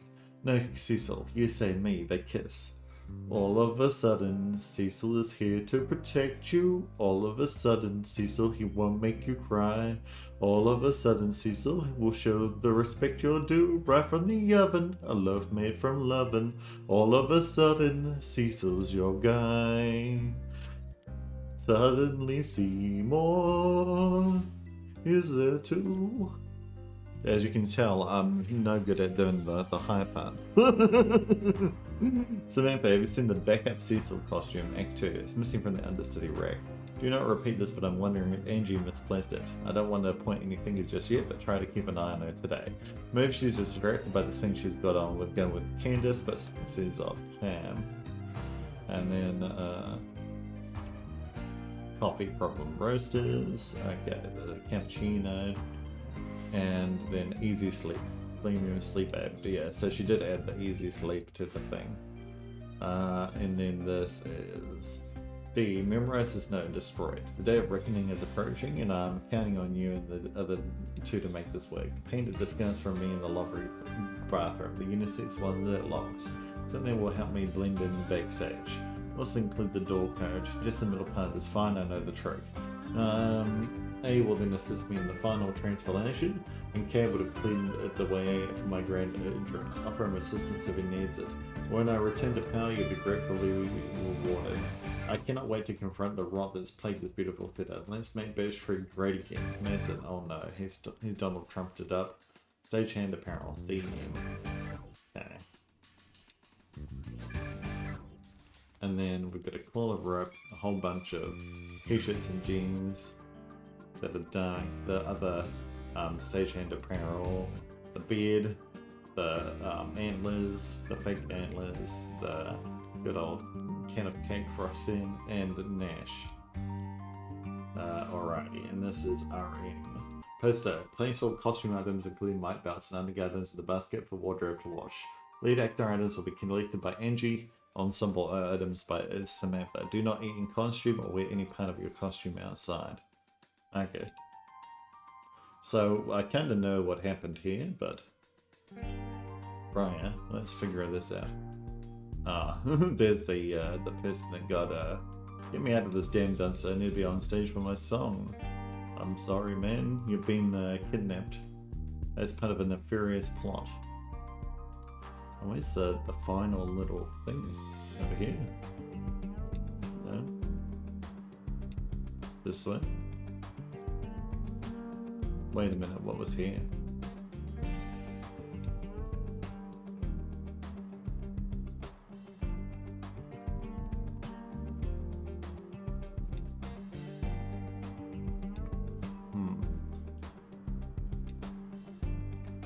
Let's click on everything, shall we? No. No. No. No. No. No. No. And no. Maybe we need to, let's just work on solving things and see if we're actually missing a word, I guess. Although I do really want to get 100% of it, you know? Oh, I'll do one more quick pass. He's got everything there.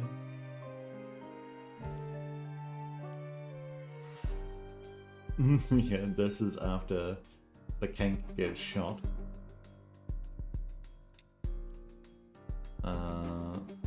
I'm surprised that Mason would think that this work, you know? No. Nothing in here. Come on, Cassidy, you got this. Wake up now.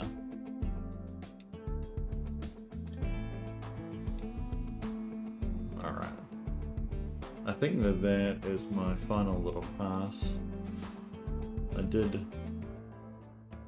did click on all of these already.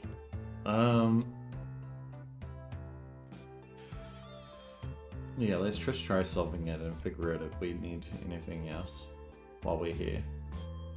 So this is Mason Wilder. We know that for sure. This is Mr. Humming.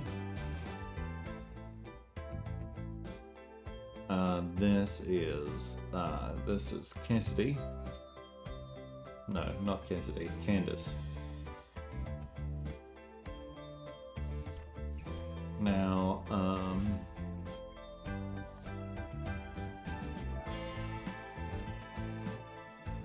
Kelly, right. Kelly. The plant's name is Audrey too, if you didn't know, so that makes sense. So this is the person that, this is Nash. There it is, Kala. There we go. We probably needed that for a little bit of lore later. Okay. So that's Nash. Let's find her. She wrote about her in her diary. Angie Nash.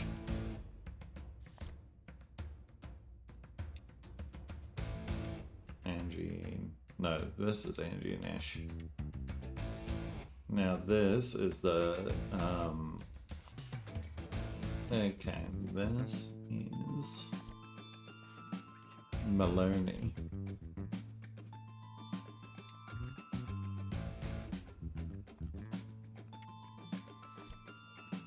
Now that is Keller. The security guard. Recovering, yep. Angie. Okay. Yeah. Month. So he went in disguised to the employees' opening area, disguised as the deer. Yeah. But originally went in disguised as this. To go to the bathroom, I guess. Okay. And this will be part of the code. The other area that I wanted to look at was here, because this Angelina's thing's got Jacob humming itch number 3. King Giles is making his, and Roy Morgan. So this is Roy Morgan. We got this in the dumpster. Morgan. Roy. Now this is Mr. Giles over here, right? Kenny.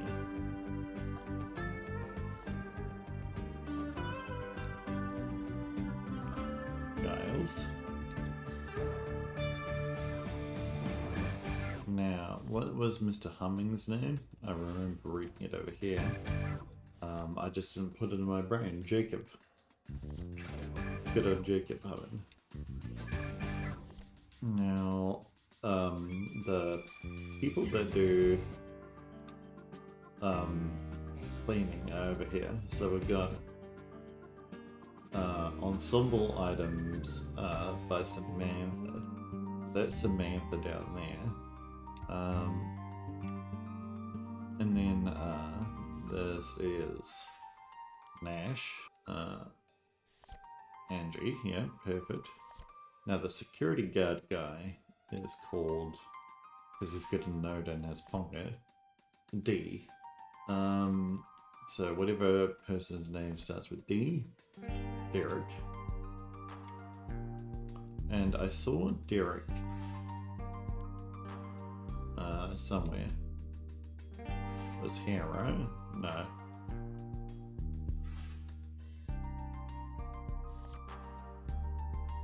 Roy Morgan. Dear patron of the arts, yeah. Jacob. Oh, there's Jacob Humming, yeah. Derek.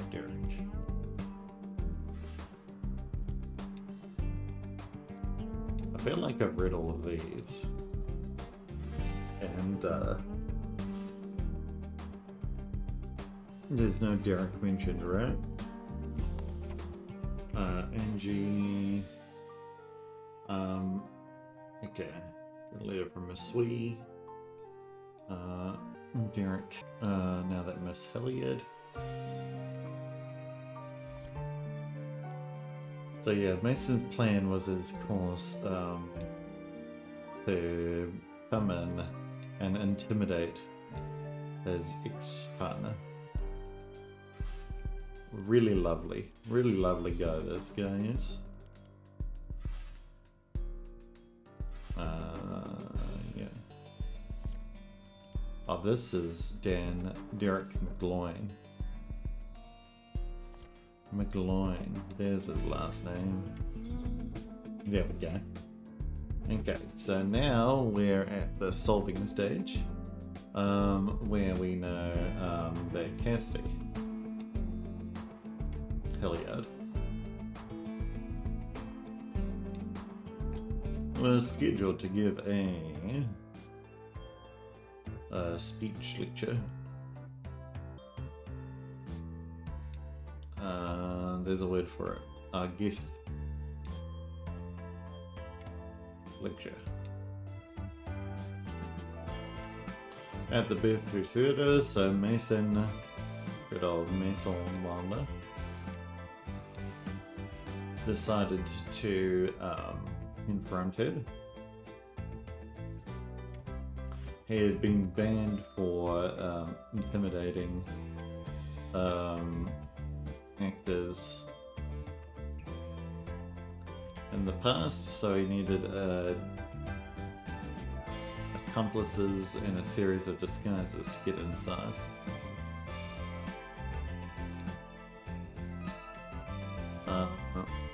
Mason entered the building disguised as a patron or guest. Yeah, patron.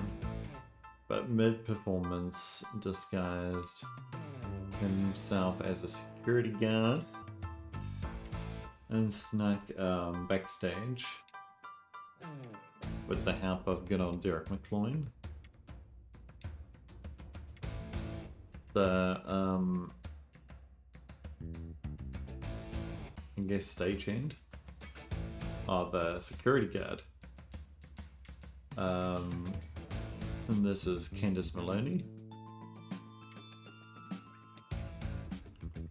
Didn't notice because Angie Nash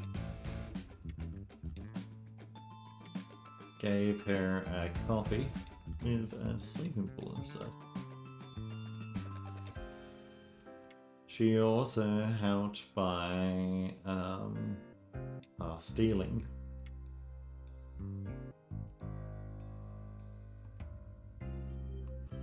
a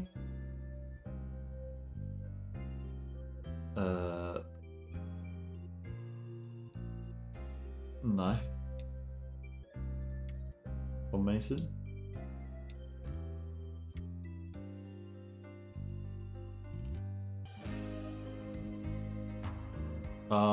Yeah, I know now.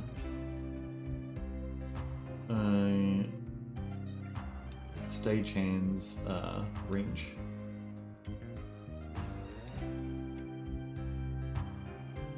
Lastly,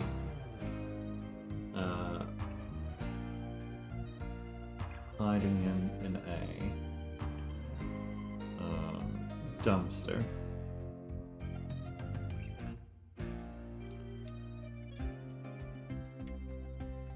so Mason could take his place on stage.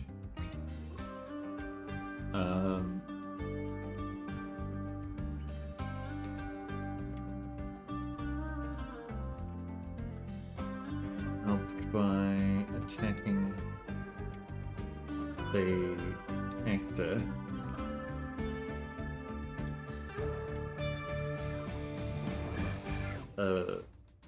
And then this is good old Roy Morgan. Who do you reckon you also have by stealing a stagehand's wrench? Or maybe a understudy's wrench? I don't know. More stagehand than understudy, I guess. Because, yeah. Back here is the missing wrench. Maybe this is actually Derek who stole the wrench. Did she? Derek. I'm counting on you and the other two to make this work. Thanks to discuss with me in the library bathroom. And then assist me with preservation. And Kay will it clear the way for my grand interest. Offer him assistance if he needs it. So this is Kenny. Because we know that Kenny was helping. Kenny, get up. Giles.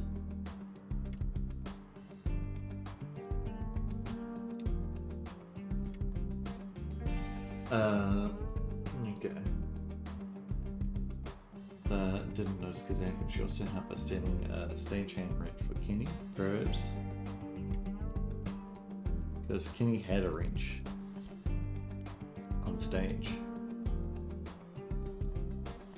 Yeah.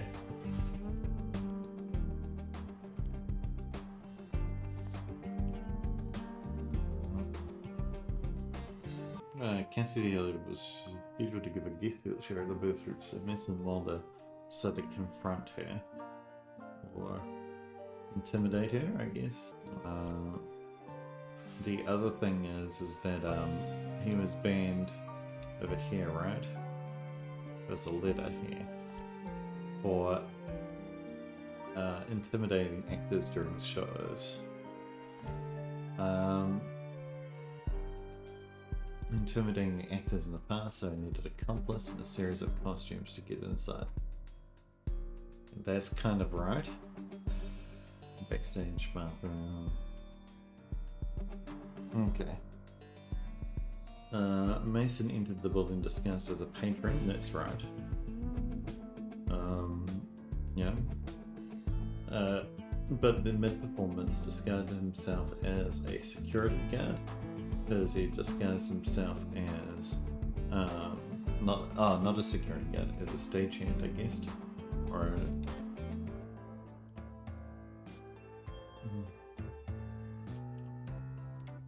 and snuck backstage with the help of Derek McCloyne. Because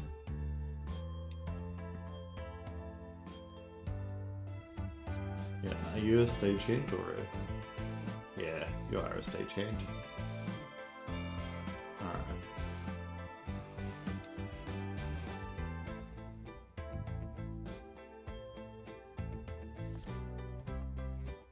The security guard, Candice Millane, didn't notice because Andy Nash gave her a copy with the sleeping pill inside. Did she also help?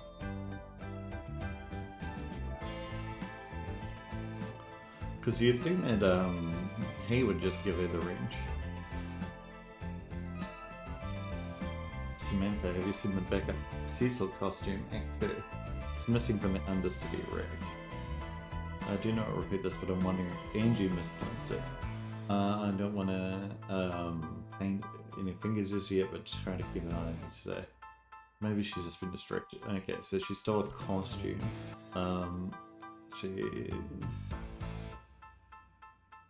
An understudy costume. And this was for Mason. Is it actor costume? No, definitely understudy. Let's see. Kenny goes out by confronting. No. No, there's actor as well. There's definitely range and hiding him in a dumpster. That's definitely correct. So Mason could take his place range on stage. Alrighty. Now this is Mason. Into the building confronts. Disguised as a patron. Is this not patron? It must be. But mid-performance disguised. Attacked. Disguised as a understudy. The snuck dumpster. Backstage. The helper Darren McLoyne.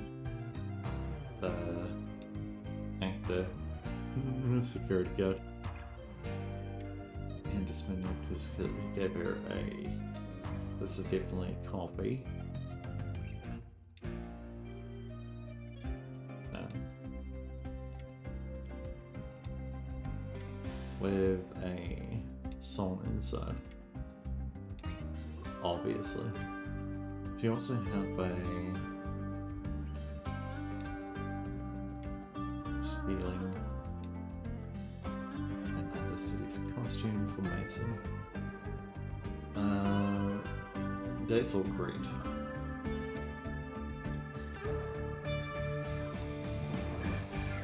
Yeah. No, it was definitely Kenny. Eric Hilliard. Cassidy Hilliard was maybe a actor. And maybe talkback. Upon hearing that Cassidy was returning to the Birch Tree Theatre for a guest talkback, I really should have read the bloody word that the game used for it. Because I do remember that it was something like that. Mason conspired to publicly confront her about their breakup. Security was heightened for the event, but Mason was able to sneak backstage with the help of a stagehand. Student Mason's was also enlisted to knock out the lead actor, who resembled Mason, and the dresser provided an understudy's costume for him. The stagehand then helped hide the unconscious actor in a dumpster while Mason appeared on stage to confront Cassidy during the show's climax. Aha. Now Mason is really banned. Mason, fine, you win. Antonio and Frank resigned in disgrace. That kid did time for assaulting Roy. Frankly, everyone who's ever cost you a part of the Birch Tree Theatre has come to regret it, and I'm so tired of this back and forth that I'd rather just agree and be done for it. For fuck's sake, man, it's just musical theatre. Was all of this really worth it? And Mario draw up the enclosed letter of agreement, just sign and fax it to his office. Never don't see your face until day one of rehearsal, Roger. The agreement between Mason Wilder and the Birch Tree Theatre are Wuthering. Mr. Wilder agrees to perform in the lead role of Wuthering Heathcliff, for which he will be reasonably expected to attend all rehearsals and performances scheduled attached. Mr. Wilder agrees to stay 100 feet away from the theatre when not in rehearsal or performance for the musical in accordance with his current restraining order. Mr. Wilder agrees to refrain from any attempt to contact Wuthering composer Miss Cassidy Hilliard during the run of the musical in accordance with his current restraining order. And the Birch Tree Theatre agrees to allow Mr. Wilder access to the theatre and its facilities during the run of the musical, as it normally would for any actor. Upon the conclusion of the run of the musical, Mr. Wilder agrees to never contact the Birch Tree Theatre or any person affiliated with the theatre, including but not limited to actors, musicians, stagehands, dressers, board members, ever again. Approved and accepted by Roger Dumont and Mason Wilder. Okay. Antonia being the board member, yeah. And we're back finally with Les Miserables, but also Wuthering Heights.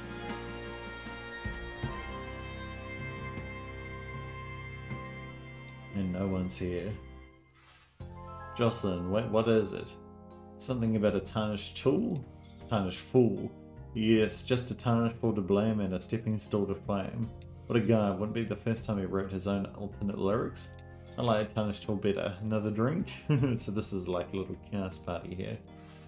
No food or drink allowed in the pit. Well, these guys are breaking the laws, and that's fine. I'll allow it. Oh, and this is outside. A raccoon boy doing a little something for your helping your silence. Destroy this note. And a lot of money. So this is for Mason, I'm guessing. Girl and Prescott Memorial Reading Room. We know that Mason's dead here, though.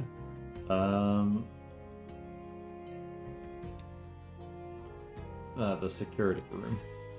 The Modern has been repurposed as screening VHS recordings of previous Birch Tree Theatre productions. Nothing stands out. Oh, so they've changed it to an office now. Corkboard is filled with flyers and business cards for various services, including a voice teacher that promises to turn your scream into a growl.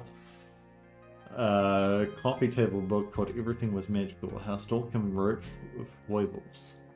Foibles? Oh. There are various books about theatre tech with quippy names such as Sound Advice, Rigging the System, and some are Stage Manage. All good names, all good titles. Love them. Alrighty, and backstage here we got Matt. I swear I heard your sort when what's-his-face rewrote the Epiphany. So betcha, I wrote some of it down. What a mess. Thank God loadout is tomorrow. Starts at 8 AM, but you know me, I'll let them scar me. Haha, but they'll be sorry.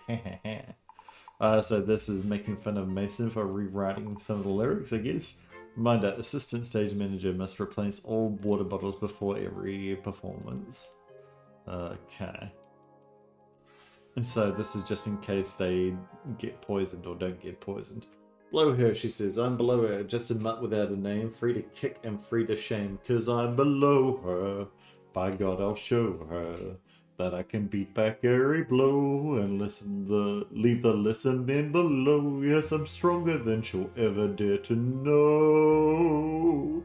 I was man who bowed and smiled, but never again. I had a dream of a wife and child, but never again.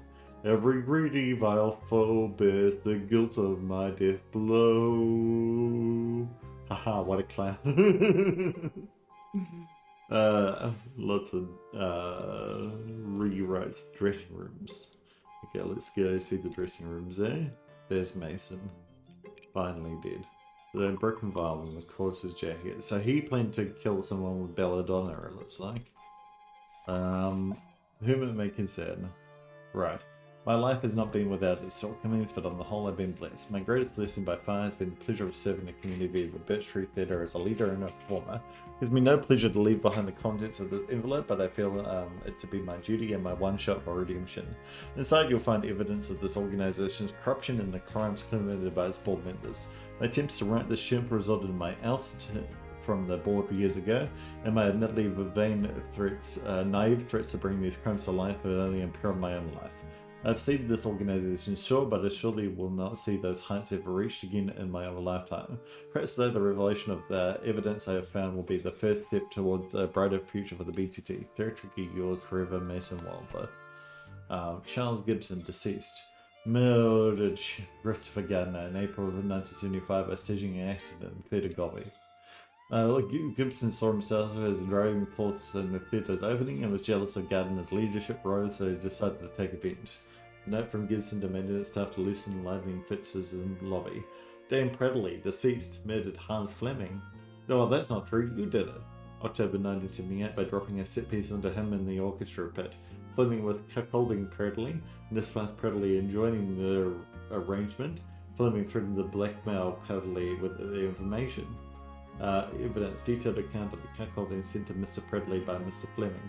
Laura Levitt murdered Charles Gibson. No, that's not true. You did that one as well. By pushing him off the theatre roof. Gibson was having an affair with Levitt, a former student nearly 40 years as junior. There were drug-filled sexual encounters on the roof during performances, and she killed him when he refused to leave his wife for her. Notes from Gibson to Levin requesting a final rooftop tryst. Rona deceased and Frank Curtin. Murdered Swell Prescott. The deadly allergic reaction. No, that was you again. Mrs. Curtin wanted some more power in the BUTT bird, so she and her husband conspired to poison Prescott by secretly speaking peanut oil on her food at a gala event. Mrs. Curtin's death that same night was coincidental. Evidence peanut oil label found under Mr. Curtin's seat. Anthony is, I mean, that's true though. There was one. Murdered Scott of Rhodes, April 1985 by strangling him. No, that was you again. Sweet tried to buy robes to get his daughter into Sunny Prep Academy, but he refused and she overtook him. She then pressured stagehand Todd Chris into hiding the body and taking Rhodes' place on stage, resulting in an accident that killed him. Evidence Sunny Prep brochure with handwritten note from Sweet to Rose. And Roger Dumont is using the theatre to launder money from his homegrown marijuana sales. If anything happens to me, investigate him. Search his office for clues. He is mentally unwell and has hated me ever since Cassidy. He's addicted to marijuana and once claimed it brings out in him a hidden alter ego demon claimed named Ortic, who is capable of crazy and violent things. Evidence photo of Dumont smoking marijuana at Cassidy cast party. And Cassidy Hilliard embezzled BTT funds for personal gain, hiring outside contracts for the BTT primitive Trojans, and framed me for it. Evidence personal correspondence. Shaw Mason Shaw. Let's have a look, eh? Mother Wuthering. Cassidy Hilliard. To breathe. Oh yeah, this is right, I remember this. A gun, still warm. And here's Jay. On the back of the photo is written me and Kenny. Ah, cute. Yeah, and Kenny got arrested. That's right. My dear Roger, Headed Worm, here's a game to make you squirm. Start where one's man lighthead trauma, set off 20 years of drama. Why did someone leave this note for Roger? What did they want him to find and why? Unrelated maybe? Epiphany release? Every day someday. What is he planning to do? Confront him after the show in his dressing room. But is there something below but I'll travel all through hell before I go? And good old. He's got a wuthering tattoo, yep. Still. Oh my god, I heard, what did you do? And that's Keller. He deserved it, don't worry about it. Samantha Keller. Yeah, you've got this, Samantha. Wuthering. My friend, my companion, my home. Reprise. The world is full of dangerous scoundrels out for blood. They'll steal any chance, they'll twist every word to drag your name through the mud. When they wield their guilt and shame, I'll be there to clear your name. My friend, my companion, my home. Linton and Kathy, no matter what the world may bring, I'll stick with you through anything. My friend, my companion, my home. This the lyrics locked away somewhere is written best time to sneak in. Wait in bathroom until you hear him close the dressing room door. Mr. Wilder, remember me? Yesterday I was your best student, but now it's time to teach you a lesson about loyalty. Pull out gun. What does loyalty mean to you? You demanded it of your students, but never would repay it. You said I could only audition for Bakery of Treasures if I helped you sneak in the building. You said you'd get me into Juilliard if I got Roy out of the way. I did everything you asked for because I trusted you and because I was loyal. But where were you when you tried me as an adult for assault? When they tried me as an adult for assault? Where were you when I called from prison asking for help? Where were you when the love of my life turned his back, saying this was just too much for him? Where were you 2 years later when my mum kicked me out for having a problem? Where nobody would hire me? And I couldn't get an audition for the Gibson Players, let alone Juilliard. I threw away my life because of you, Mr. Wilder. So I ask it, again I ask, what does loyalty mean to you? Here, let him speak, and remember to listen and do what he taught you. It's just yes and yes and yes and yes from there on there. So yes ands. The window has been forced open, the shower curtain is draped along through it. And so I'm guessing he's out, yeah. And then, I swear I didn't shoot him, Jacob. He just dropped dead. And there's his tattoo. That's Roy. No, not Roy. But he did just drop dead, didn't he? Because he drank the belladonna. This way. There we go. I hadn't gone this way yet. A flyer advertising a summer theatre camp for kids called Camp Shakespeare. Although this year's program will focus on song and dance from the musical Cats, it notes that all species are welcome to apply. Nothing in the flyer pertains to your investigation, however. I thought that Cats was the Cats one. The Christopher Gardner Memorial State Park. Christopher Gardner was a founding member of the Birch Theatre as well as the first president of its board of directors. Originally a power and gas line inspector, Mr. Gardner went on to open Ski Ball's Shoes in 1948. His wife Ruby was an avid theatre lover, and after her passing in 1974, he put his heart and soul into establishing the Birch Street Theatre. Unfortunately, he met his end on the theatre's opening night in 1976. Sizable donation as well went towards refurbishing the lobby, including the outdated lighting fixtures. That's right, I remember. I saw that. He died with the cork went off and yeah. Happy closing, Mr. Dumont. As always, thank you for your leadership as president of the Birch Street Theatre and as a director. I know you've heard me say this 1,000 times, but Wuthering truly is my favourite musical of all time, so these past few months have been a highlight of my time here. It's not much, but here's a small keepsake which has my favourite lyric from the show. Maybe next season we can do another Cassidy Hilliard song. Hope you join us on stage with Curtain Call. All the best, Jacob Harming. October 29th, 1995. No matter what the world may bring, I'll stick with you through anything. My friend, my companion, my home. Wuthering BTT, 1955. So this is Mr. Dumont's office now. An empty envelope. And... exactly, Mason. Hey, Roger or Jackie, it's Laura. Listen, I was going through old files for the 20th anniversary t-shirts, and something seemed odd. A lot of random things are missing. Musician waivers, old bylaw ratifications, opening night gifts.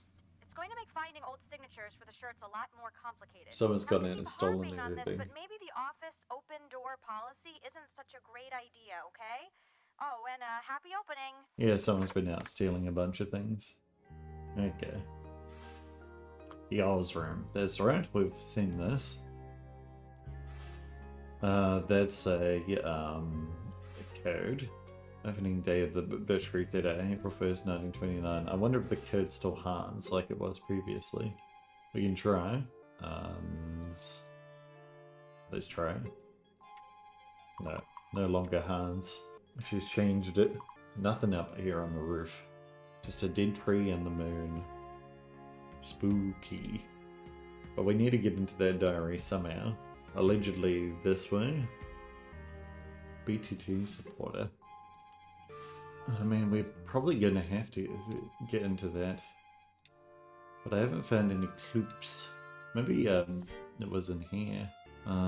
Below her, she says I'm below her. Just a tarnished fool to blame. Just a mutt without a name. And stepping stool to fame. Free to kick and free to shame. Because I'm below her, I let them scar me while they'll be sorry. Every greedy vile flow bears the guilt of my death blow, that I can bring back every blow unless they'll leave the lesser men below. Yes, I'm stronger than you'll ever know. Alright, so that's Mason's. One, my dear Roger, Fitted Worm has a game to make you stay with one man's light head from a set of 20 years of drama. So that was in the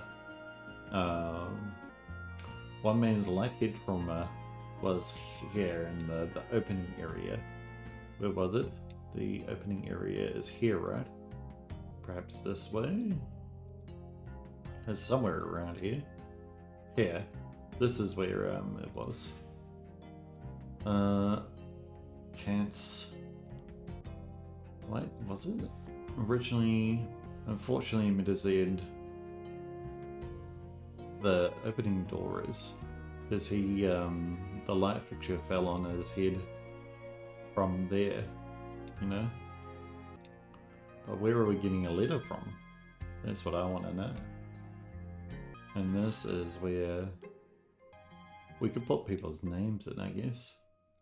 Yeah, I think this is the most common. Open skill shoes. Unfortunately, a size or donation, including the lobby. So this will be the lobby, right? Do I have to click on like a specific place, or is it just like a clue that's in here? Cats. Or is it here? His wife Ruby, unfortunately redesigned. Where's this? This is the office. Nothing in here though. This is where we found something was stolen. This is where the guy fell to his death. So yeah, was the light shed trauma here? You expect it to be, right? Though it's hard to tell because the area has changed a lot, you know? It's hard to know what the lobby was. We could go out and have a look, I guess. It was select. The lobby was this one. Yeah, okay. It is that room. Okay.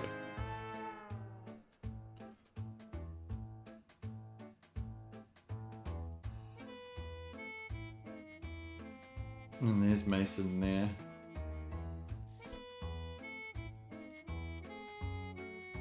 Okay. So yeah, Hello Girl was the thing that was shown.